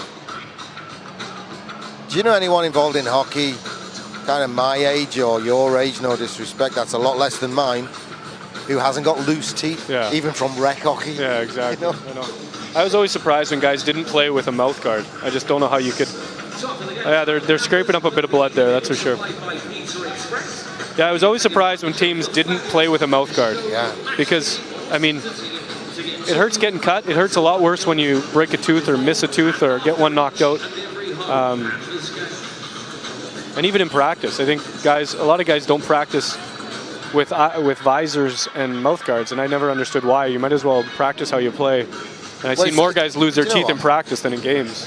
That's absolutely on a par with when you're doing drills and guys don't bother to play the offside rule when they're going in on the blue line. Yeah. Why? Yeah, exactly. What's the point of practicing breaking the rule? Yeah, exactly. And the ice crew from the NIC with 58 seconds to go in the second period, efficiently dealing with some claret on the ice. Yeah. I think, is he still on the bench? I think Mize is still on the bench there. Yeah, he's just squeezing it. Poundle standing behind him. Physio Scott Poundle's mere presence will help. Yeah. He's got healing hands. Fruit and Veg Ray at one side, he's having a laugh. He's thinking, could have been worse, could have been me. Equipment Looks like manager. Doug's taking this to call a mini timeout here and probably going to try a face-off play here. It'd be fun to be tied going into the third, wouldn't it, Gary? Tonight. Yeah. Not on aggregate, but just make it a little... You know what, there's only one play here. 58, well no, there's 58 to 58 seconds. I was thinking it was 5.8. No. Dodie Wood, when he played us, remember Dodie? Yeah. Every face-off there in the last minute of every period, he just shoot the puck. Linesman dropped it, he shot it. Yeah, yeah. And finally, with one game to go, he scored. He was exciting, though. He was a good player to have here. He was NHL Player of the Week when he played on a line with Korea. Is that right? He got a hat-trick, he got assists, he had a fight every night, 4 games out of 5 in a week. He was NHL Player of the Week. My goodness. And he ended up playing here. He could do some stuff as well. Tough, too. Yeah. Never saw him win the first half of a fight ever. Never saw him lose a fight. It's almost like he had to get belted in the head. Dodie had to get thumped a few times in the head just to wake up. Yeah. And the other guy would punch themselves out sometimes on him. Oh, good play by Jordan Fox. Couldn't get it away as he wanted Icing to. here Bided too. his time. Well, no, we're not short-staffed, are we? No. Now we're at 12.6. Now there's got to be a face-off play here. Yeah. Shoot it, crash the net, go for the rebound. That's my play. That's always my play. Yeah, and I think. And most of my playbook consists of shoot the puck and drive the goalie. Well, you got Rebeck and who's on the far point? Blue That's line. Lloyd. Jordan Fox to try and deny possession to the Belfast Giants with 12.8 seconds to go. Linesman throws Belfast out of the face-off. Denison flaps his arm in disgust at linesman O'Halloran. That's why Lloyd's out there, though. 2 centermen for the draw. It's a bit loose at the second attempt. The Giants get it. Benedict steals it, chips one off the wall. 2 neutral ice. Period's going to end with a victory on the period for the first time in 5 attempts by the Stena Line Belfast Giants. Their ship has docked with a 1-0 second period victory. And the comeback begins, Gary. I think, and I sincerely hope, you are very, very wrong. 20 minutes to come, folks. 2 periods gone. It's 3-2 to Panthers on the night. And Panthers win, or lead rather, on aggregate by 5. We won by 4 in your place. Yeah. And we're winning by 1 tonight. Yeah, you're right. 4 plus 1 is 5. You sure? No, you didn't win by 5. No, we you won by 5-1. 4. So it's 8. It's 8-3. So we're still leading by 5. 5, yeah. Am I on glue? Still leading by 5. Okay. That's the aggregate. You know what they call a 5-goal lead? Worst lead in hockey. We're going to see right next. Here we go. All the way from the Emerald Isle, catch the action and read the inside in the match-night program at £2.50. It is Shots on goal has balanced out a little bit, 25-19 after 2 periods, but Panthers still lead, as we said at the end of the second period, by a goal on the night and by 5 on aggregate. He's so shocked by it, isn't he? And bedazzled Steve, our colour commentator tonight. He can't add 1 to 4. And he's quite good at maths usually. So, 20 minutes between Panthers and Elite League history. No team has ever won the same trophy 3 years in a row. Just as remarkable, 4 wins in 5 years.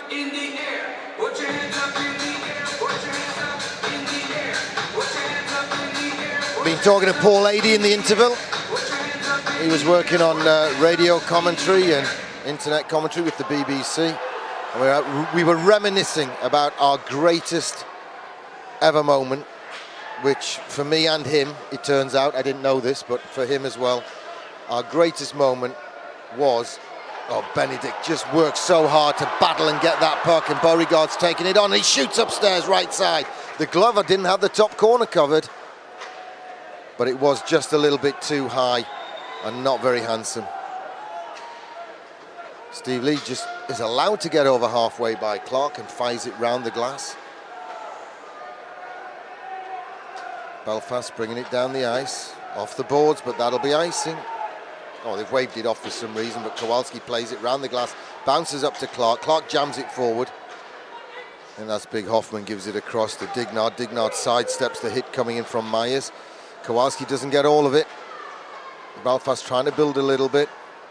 Myers tries to play the boards but can't get it past his man. It's come past his man now. Steve Lee goes behind, plays the boards, gets it round. Matthew Myers jams it off the boards and down the ice. That will be icing. No, they waved that one off. We've changed the icing rule in the interval, Steve.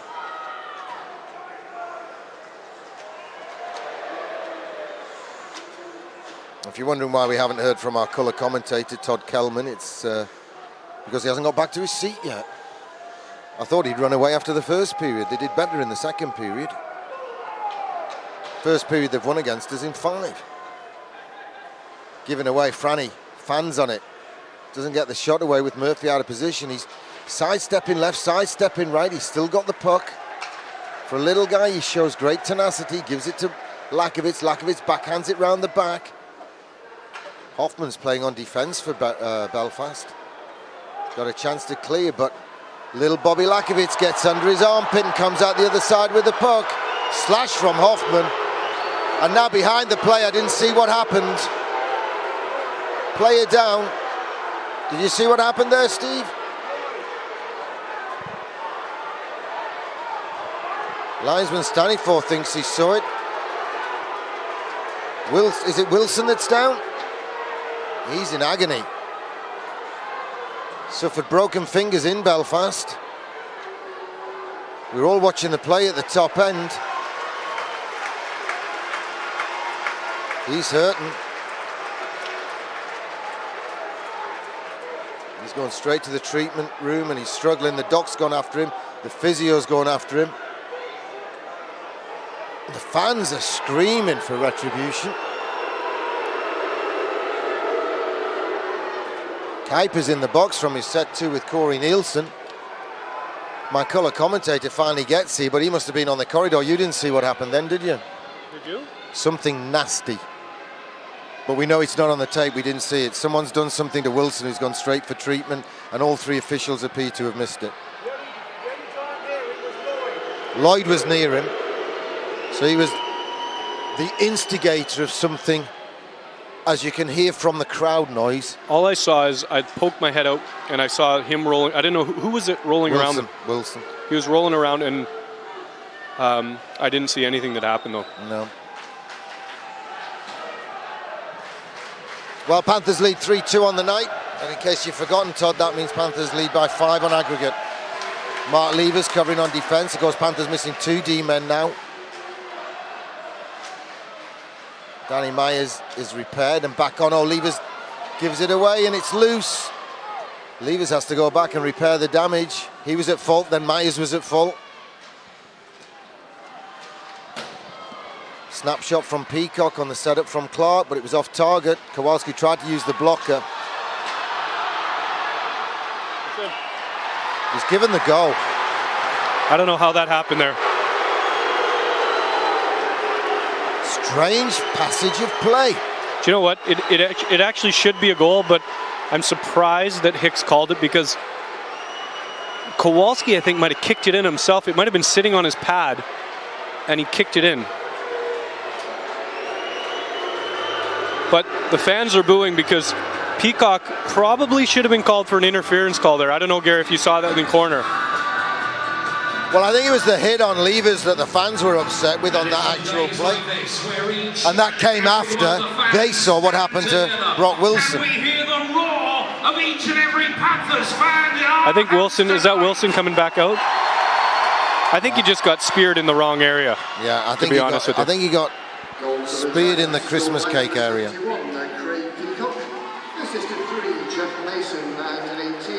Well, Brock Wilson has got 2 broken fingers, I think, from last week. I wonder if he's taped them up and put the foil on. You know what? Well, who do you, I mean, I guess he'll be in his equipment anyways to finish this game off. I mean, we're out of this, but at least we have a bit of a hockey game now. Yeah. I was saying on the BBC coverage in the interval, they asked me for a few. I said it's a weird game though, isn't it? Because of that first leg. I said to you beforehand, you know, obviously if you've been given the choice, would you like a 4-goal cushion from the first leg? Yes, of course I would. But it gave you that funny edge. What was going to happen? Yeah. Both sides had to come out and go hard, and Panthers ended up 3-0 up. Yeah, and I think, you know what? I can't say much. It wasn't like we changed our game plan after the first goal. But after the second, we probably started pressing, and then you scored right away again. But, I mean, it's a different game now because, you know, we've battled back, but it hasn't been intense the way it should be in a final like this, you know? I think my gut tells me that Hicksey's going to make a call against us pretty soon as a kind of an even-up call. He's done it to you guys twice. He's given us 2 even-up calls that were questionable. He's got the whole crowd booing him, and I think he's going to make a call here. Sammy Reenan had 2 goals for the hat-trick there. Francis has shot his blocker to the far side. Wilson is back on the ice for the GMB Nottingham Panthers. I think he did get clattered. He's Lakovitz on the pass from Reenan and Francis. Lakovitz makes room for the shot, tries to get the rebound. Now it's Lakovitz getting the penalty. No, it's your guy. That is exactly what you were expecting to happen. You heard it first. He's giving a tripping call against Belfast after Bobby Lakovitz did what all forwards should do. Shot, went for the rebound, accidentally brushed into the keeper. Yeah, tripped over Murphy's head. The guy on the, we don't even know who got the penalty. I think Murphy's head should get the penalty because that's what he tripped over. Dignard wasn't actually, well, he was on the ice, but he wasn't near the play. Like he was the guy going back. We were mentioning the cost of equipment earlier, Todd, and the reason why sticks cost so much money is like Dignard obviously plays with a 44-foot long stick. They're very expensive to reach him from there. So Panthers with a power play opportunity to put a smile on the fans' faces. Reenan with a power play opportunity to snag his first hat-trick. Unfortunately, that dump in, which was hard round the boards, just missed David Clark. Lob down the ice. Clark has to try and take it out of mid-air. Couldn't. Kowalski tees it down. Reenan gets it back. Has a look. Goes coast to coast. At least east to west. Inside from Fox. Wasn't a great feather pass. But Rhett Gordon stretched to try and win it back. Belfast bring it down the ice. The hooking going on under the referee's nose at your bench there was as blatant a hook as you will ever see.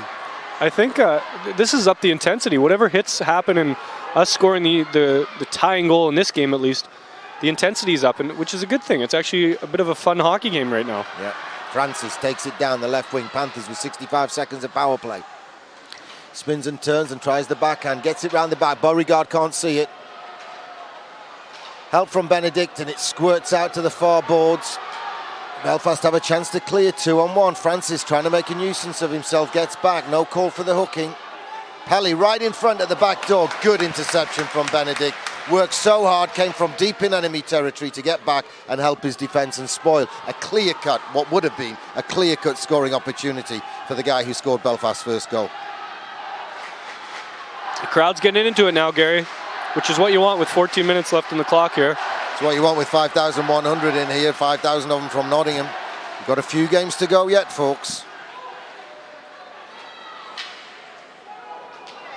Lakovitz takes it out of the air. There's no way Lako was offside there. No way.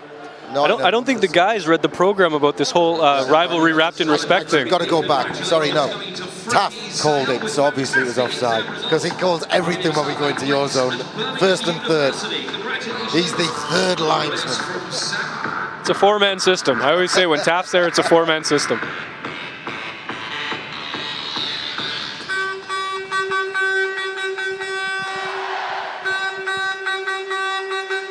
It's livened up.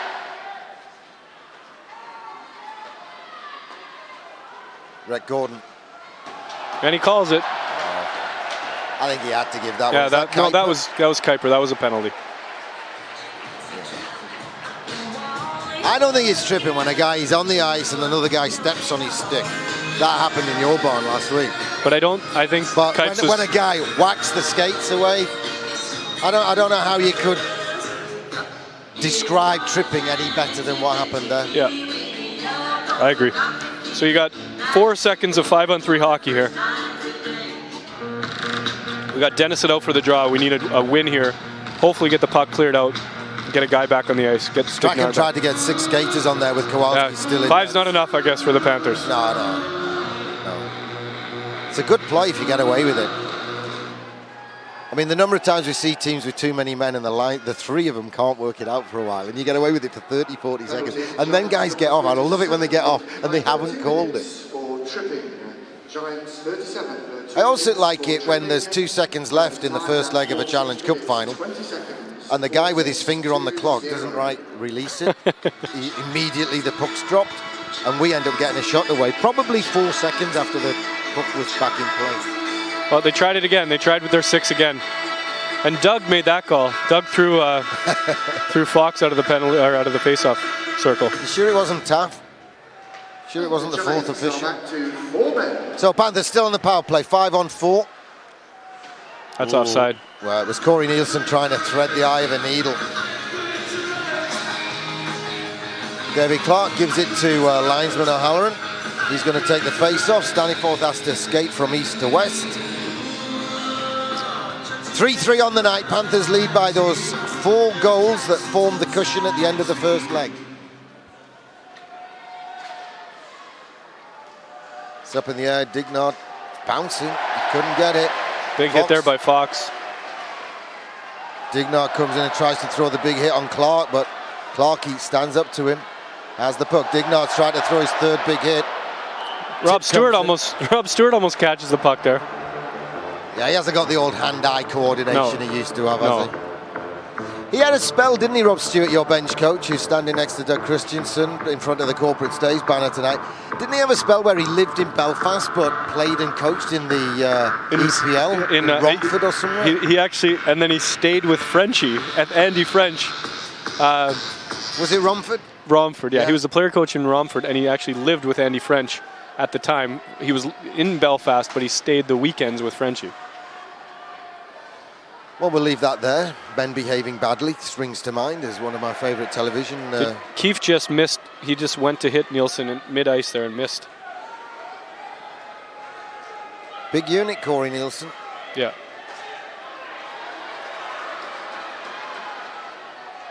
Panthers trying to work it towards the Murphy net. Clark has a chance to clear Ian and bumps him off it, wins the puck. Hoffman goes in.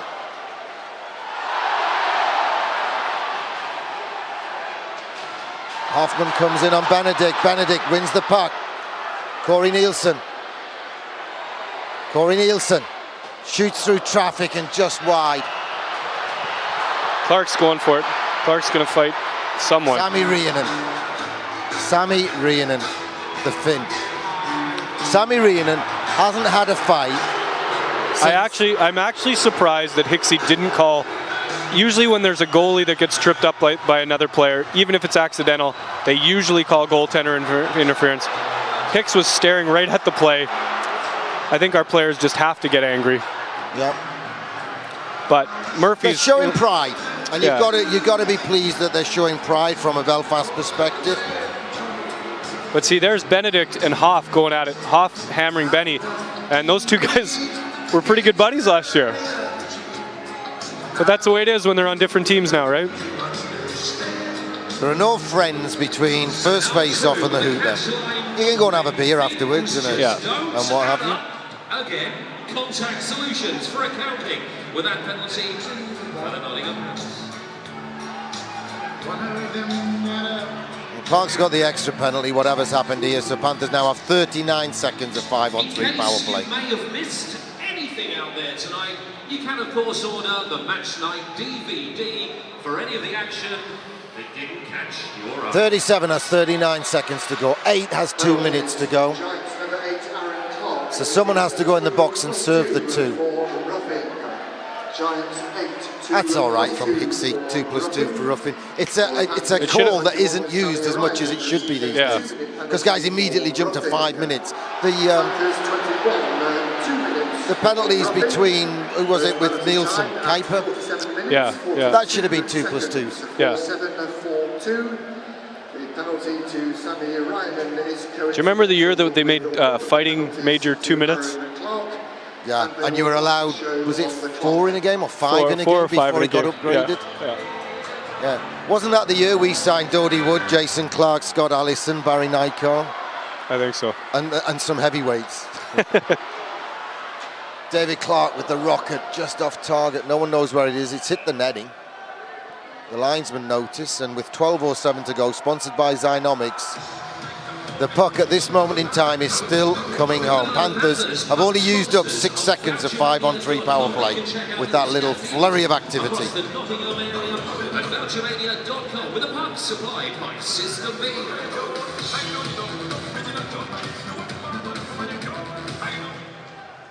Jordan Fox wins the draw well.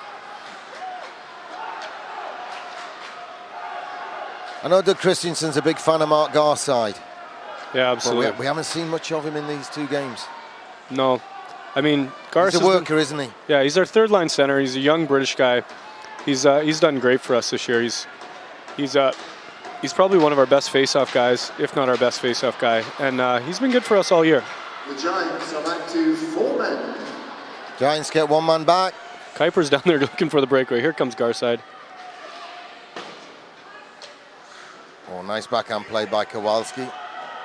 Clark fakes to go back to D, brings it forward, then sends it back to the D. Here's Jordan Fox. Gives it to Corey Nielsen, the man with a plan. 1 minute of 5-on-4 power play still for Nottingham. Down the middle channel, Francis flicks it into the attack zone. Rhett Gordon and Mason. Murphy plays it, only as far as Steve Lee. Oh, wicked bounce off the stanchion. Helps Belfast get possession, and then they backhand it down the ice. You got stanchions at the ends in the Odyssey? Or is it seamless all the way around? No, we have stanchions. Yeah. Rhett Gordon. Nice, back to Guy Lepin. Guy Lepin sends it to the corner. Matt Francis has time, has a look, sends it deep. Rhett Gordon. Back to Francis. Little bit of a tussle going on in front. Matt Francis tried to sneak one in, home and low.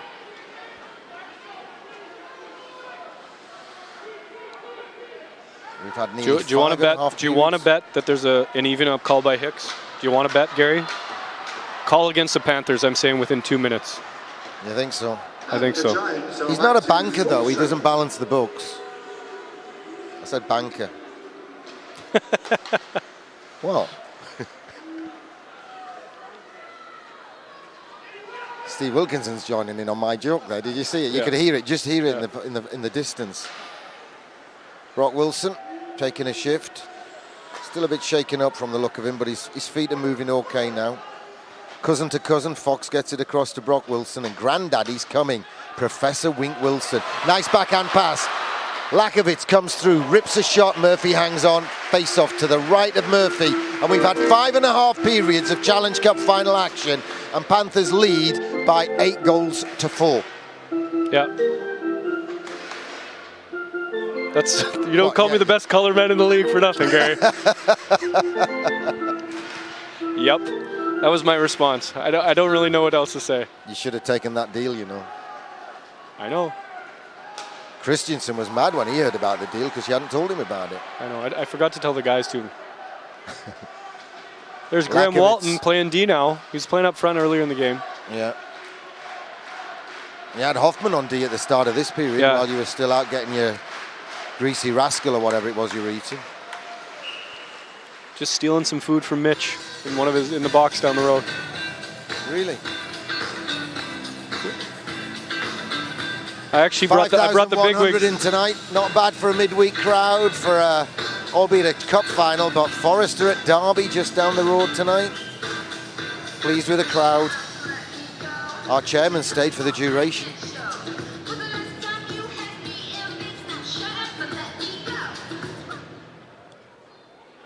So I think, is that Gareth Roberts out there for us? Garside and Peacock? Yeah, Gareth Roberts, 39.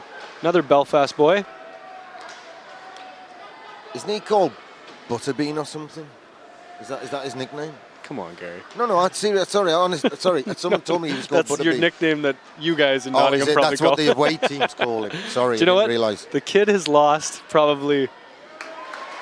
I didn't mean it in a disrespectful No, but way. he's probably lost, I'd say, 3 stone since playing for us. And he, if you can believe this, in his life, he has probably played less than 20 organized games. He's in Belfast. They just don't have junior. They have junior development. They just don't have games. And I bet in his life he's probably played less than 20 full games. Yeah.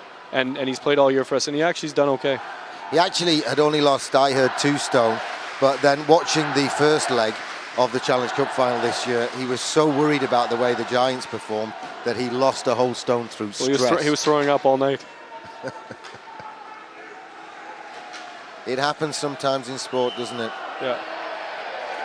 I think that's a dreadful call. I don't think you were offside there. But with 8:17 to go, just over 8 miles to go, history in the making. Panthers lead by 3 goals to 3 on the night. That's right. 8-4 on aggregate. Yeah. It's 6-3-9 with our winner going to the 50-50 stand near the... We're hammering them 3-3. Yeah. People that know me are used to me saying Middlesbrough hammering someone 0-0. There's always confusion if we were to score here and finish the game 4-3. There's always confusion because there's always a few people that don't understand the whole 2-legged thing. You know, there could be a few groups in here. It's one of our favourite pictures, and you might have seen it in our Bring Me Sunshine thing where Clark, Myers and Kowalski are all leaping for joy in your barn last year in the second leg. And in the background, if you look, some of the Belfast fans are also jumping up and down with their arms in the air. And I think you'd only made the announcement once that it was aggregate score to remind them. Do you know what And our problem was? why are they celebrating?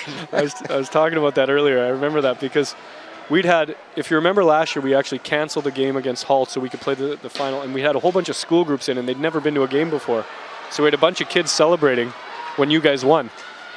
Yeah, but the guys in the background on the picture, some of them are, diehards. They've got shirts and jackets and things on. They weren't school kids. They were just guys that couldn't add 4-2 to 2-1. Wasn't that the 2 scores last year? Yeah. Yeah, do you remember it was Panthers win 3-4? That was the headline. Yeah. Oh, Corey Nielsen gives it away. Matt Francis spares his blushes. 7 miles to go to history for the GMB Nottingham Panthers. Tell you now, we're not going to do much talking at the final hooter. We're not going to analyse it because I'm going to go down and congratulate Corey and the boys. And Steve will keep it going and just cover the presentation and what have you. You want me to keep it going? No, Steve will keep the camera going. Good. I wouldn't inflict that on you. But you will thank Ronan for sending the first leg over on 8 CD box set. Yep. Laser discs. 7 laser discs. I think he's on Betamax or VHS. VHS. Super 8. 6:22 to go, Gary. I think the fans are just waiting. They're just waiting to celebrate. Do you know what? Over 2 legs, though, let's put this in perspective. What did you have in last week? 2.5? 3,000? Yeah, I think we had 2,900. Okay, so 3,000 plus 5 tonight. That's 8,000 watching our sport midweek. Midweek when they say that nobody can come into the arena. So, yeah, I mean, we're both pretty happy with the crowds. I mean, yours is obviously bigger than ours, but I was happy with what we got. I said 2 years ago we played in the Knockout Cup final at home in the Odyssey, and we had, I think, just over 2,000. So we've, added 800 to that in a year. Brock Wilson with the shot. Good work at the other end by his blue line teammate, Danny Myers, to get it out, and then good work by the midfield, if there was such a thing in ice hockey, to get it forward. Another icing for the Giants. Oh, we got some people trying to get the Mexican wave going here. I'm sure it might start up, but the Mexican wave is a great thing for the fans, but don't you agree with me, Todd, that the Mexican wave is something the fans should be doing when the game's boring? Yeah. Yeah. And we're less than 6 minutes away from the cup now. Yeah. There's a can of lemonade behind you if you want it, son. If you want to wet your whistle for any great thoughts. Marcus Maynard's getting a shift. It's a good achievement for a kid. Do you think it's going to finish 3-3, or what do you think? I think we're going to finish it out now. I think the feistiness has gone, hasn't it, now? Everyone made a point, made a statement, you know. Fans are trying hard on the old wave. Oh, here it comes. It's coming around the building. I think this could gather momentum. Oh, not many of the Belfast fans joined in. They're not in a very happy mood tonight. They need some of the black stuff with the white head on it. Do you know what? A good chunk of fans came over. What was it, about 40 fans in total? I think there's more than that. I think there might be closer to about 60 or 70. You know, and that's good, because it's a long way to come. I know. It's a long way to get over here, especially if you get up at 5 o'clock in the morning for that 7 o'clock flight. Yeah, and you know what, Gary? Not only that, there's 25 of them that came on a bus. Ooh. And they're back, they're staying up all night, and they're on the bus, they're on the ferry tomorrow at 7:30 in the morning, and they left here at 7:30 in the morning. That was a mistake by Peacock to let that go. There's a penalty. And that's just a mistake by Peacock, because he thought that his defenseman was still back there. He's given a penalty shot. He's given a penalty shot. He's given a penalty shot. Wow. We had one against Fife a couple of weeks ago. I think Hicksy wants to play to the crowd. Yeah, he wants to be a good guy, doesn't he? He got ragged by the crowd earlier. Sorry, it's a penalty shot. He's trying to win. Look at this. This changes everything. The crowd is back into it. They're loving him. Hicksy's going to get a lot of cheers. What do you think? All right. Well, 80% in favour of Murphy. Here comes Matt Francis. He's got to get the legs going. Fakes, shoots, soft one through the 5-hole. Panthers lead 4-3 on the night. That's a frustrating goal for a goalkeeper, but it's lifted the spirits of over 5,000 fans at the Capital FM Arena. Panthers are 424 away from making Elite League history. The Challenge Cup is coming home. It's coming home. It's coming back to Nottingham.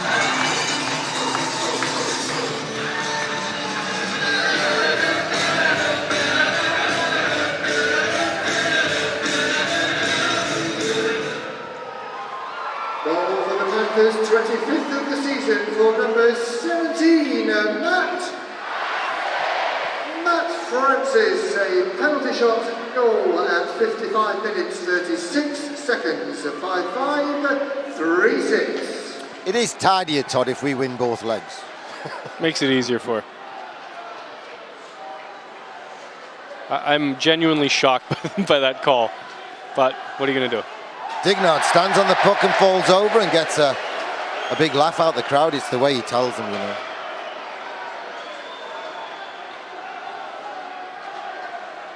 Corey Nielsen, it's bounced off the boards.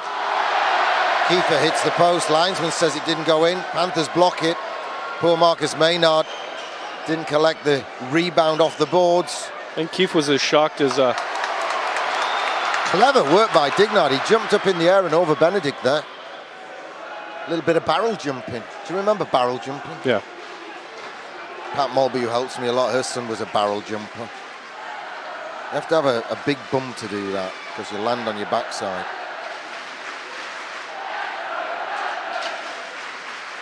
It's bouncing around. 3 minutes to go.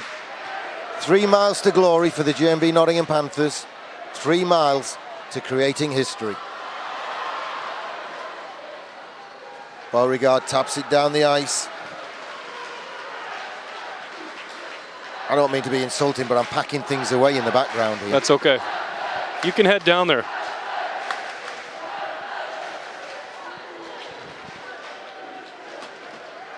That didn't work.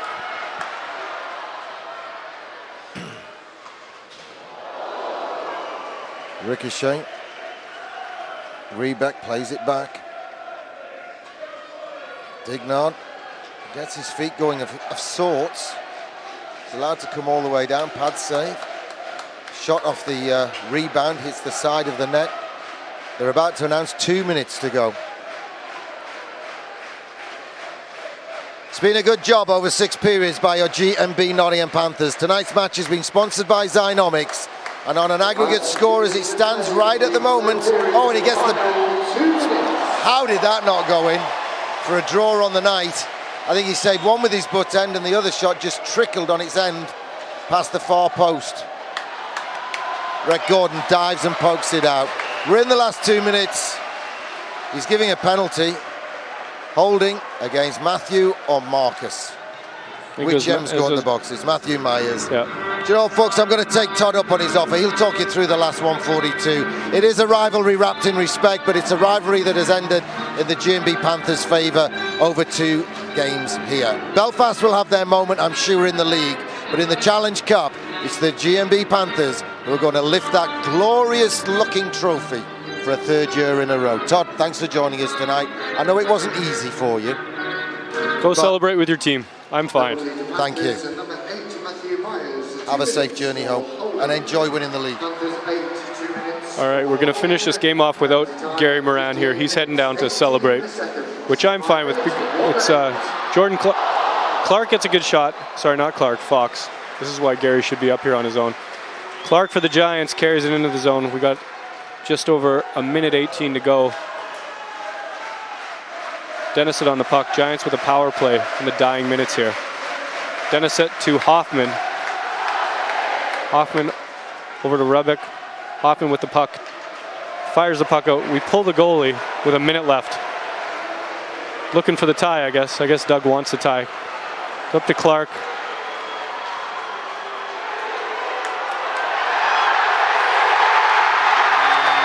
And Danny Myers backhands the puck into the empty net.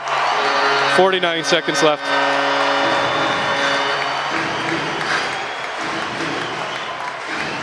To be honest, I'm not even sure why Doug Christensen pulled the goalie on the power play, maybe to tie the game. But the celebrations are on here in Nottingham. The Gravers are ready for the cup! And with just under a minute to play, it's Lakovitz and Denisett facing off. Denisett wins the draw. Dignard to Roberts. Roberts is just going to carry it over the blue line. And dump it back. Oh, it's Garside on the puck. Garside to Dignard. And Dignard's going to fire the puck across the net. Dignard at the point with the puck. He's going to fire it on net. 20 seconds left. And the Panthers clear it down the ice. And the crowd stands up to give their team a cheer. Well deserved. It's the GMB Nottingham Panthers beating my team, the Stena Belfast Giants, for the Challenge Cup final for the 2nd year in a row.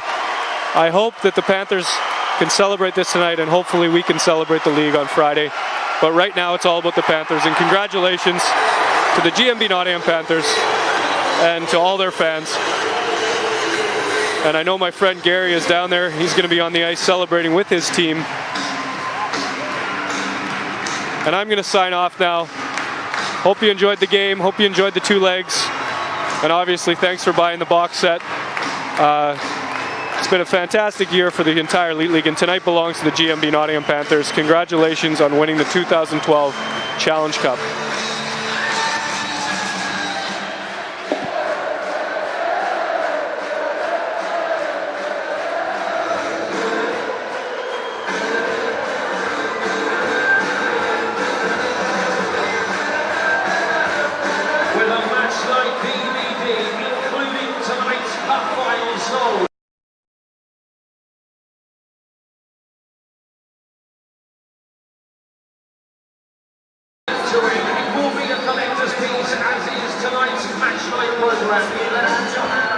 We take on the Clan next weekend with the auction after as well.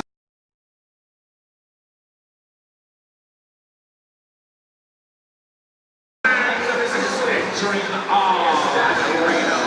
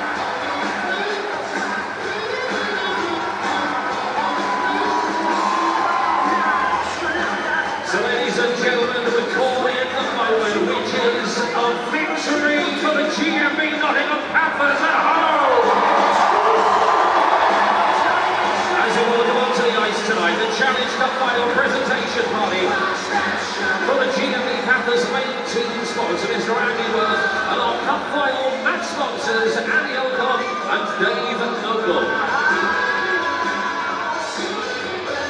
Now, ladies and gentlemen, first up, it is the Arco Man of the Match presentations, made on behalf of our match sponsors, Dynamics by Andy Alcott and Dave Noble.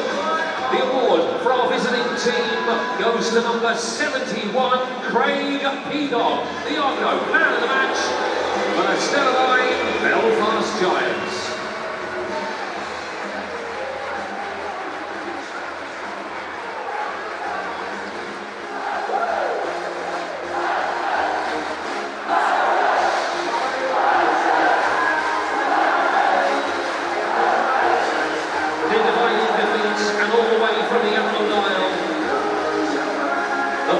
Very big and sincere thank you to all of the fans who travelled with the Stellar Belfast Giants. We wish you and your team a very, very safe journey home. Enjoy the festivities, as I'm sure you will, on Saturday for St Patrick's Day. But in the meantime, the festivities are those for the GMB Nottingham Panthers at home today. They come into the game with a 5-1 lead, of course, but more importantly, they win in front of the home crowd. The engravers are ready once more to put the name GMB Nottingham Panthers back on the cup. With a Challenge Cup final second leg, Arco Man of the match for the Nottingham Panthers goes to number 21, Sammy Ryder.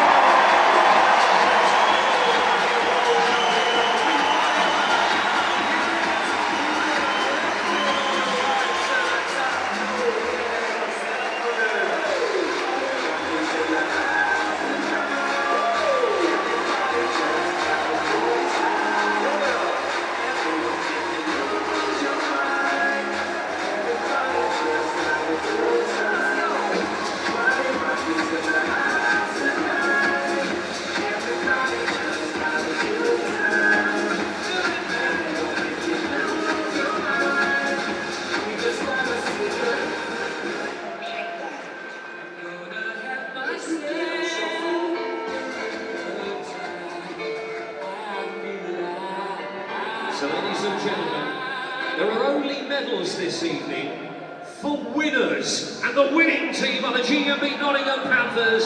So if each and every one of your team make their way forward, we'll read out each and every name, not in this particular order, it's up to you guys, but we go with number 33, the Cable, Craig Kowalski. Number 34, Dan Green. In shot, number 5, Razor Roofer, Dave Clark. Marcus Maynard wears number 6. With number 7 on the shirt, Robert Lautovitz. With Matthew Myers wearing 8. Number 9 is David Beauregard. With Rick Norman in 12. Mark Levers wears 16. With Matt Francis in 17. The man of the match is Sammy Ryden, number 21, with Brock Wilson in 25. Brandon Benedict with number 26, 28. It is, of course, Ian Pin with 44. Jordan Fox, Stephen Lee with 45. Corey Nilsson's in 77. And the captain of Danny Myers in 19. So we can have your team make their way forward. They are winners through and through in the black, white, and gold of the GMB Nottingham Panthers.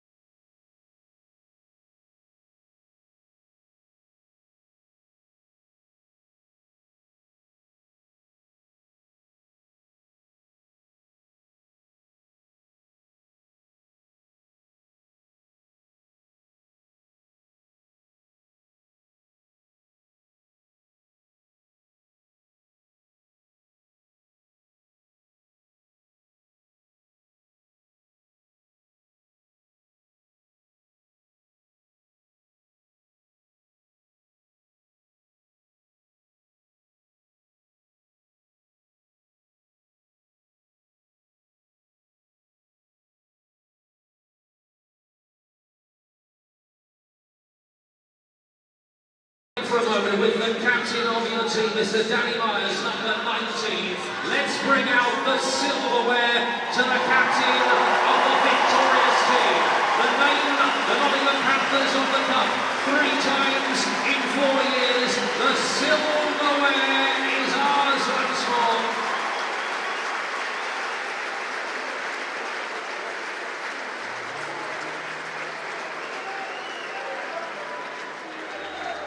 Here it is, the presentation of the Cup. The Challenge Cup winners of 2012. Ladies and gentlemen, we raise it aloft. Let's have a cheer. On a count of 3, 2,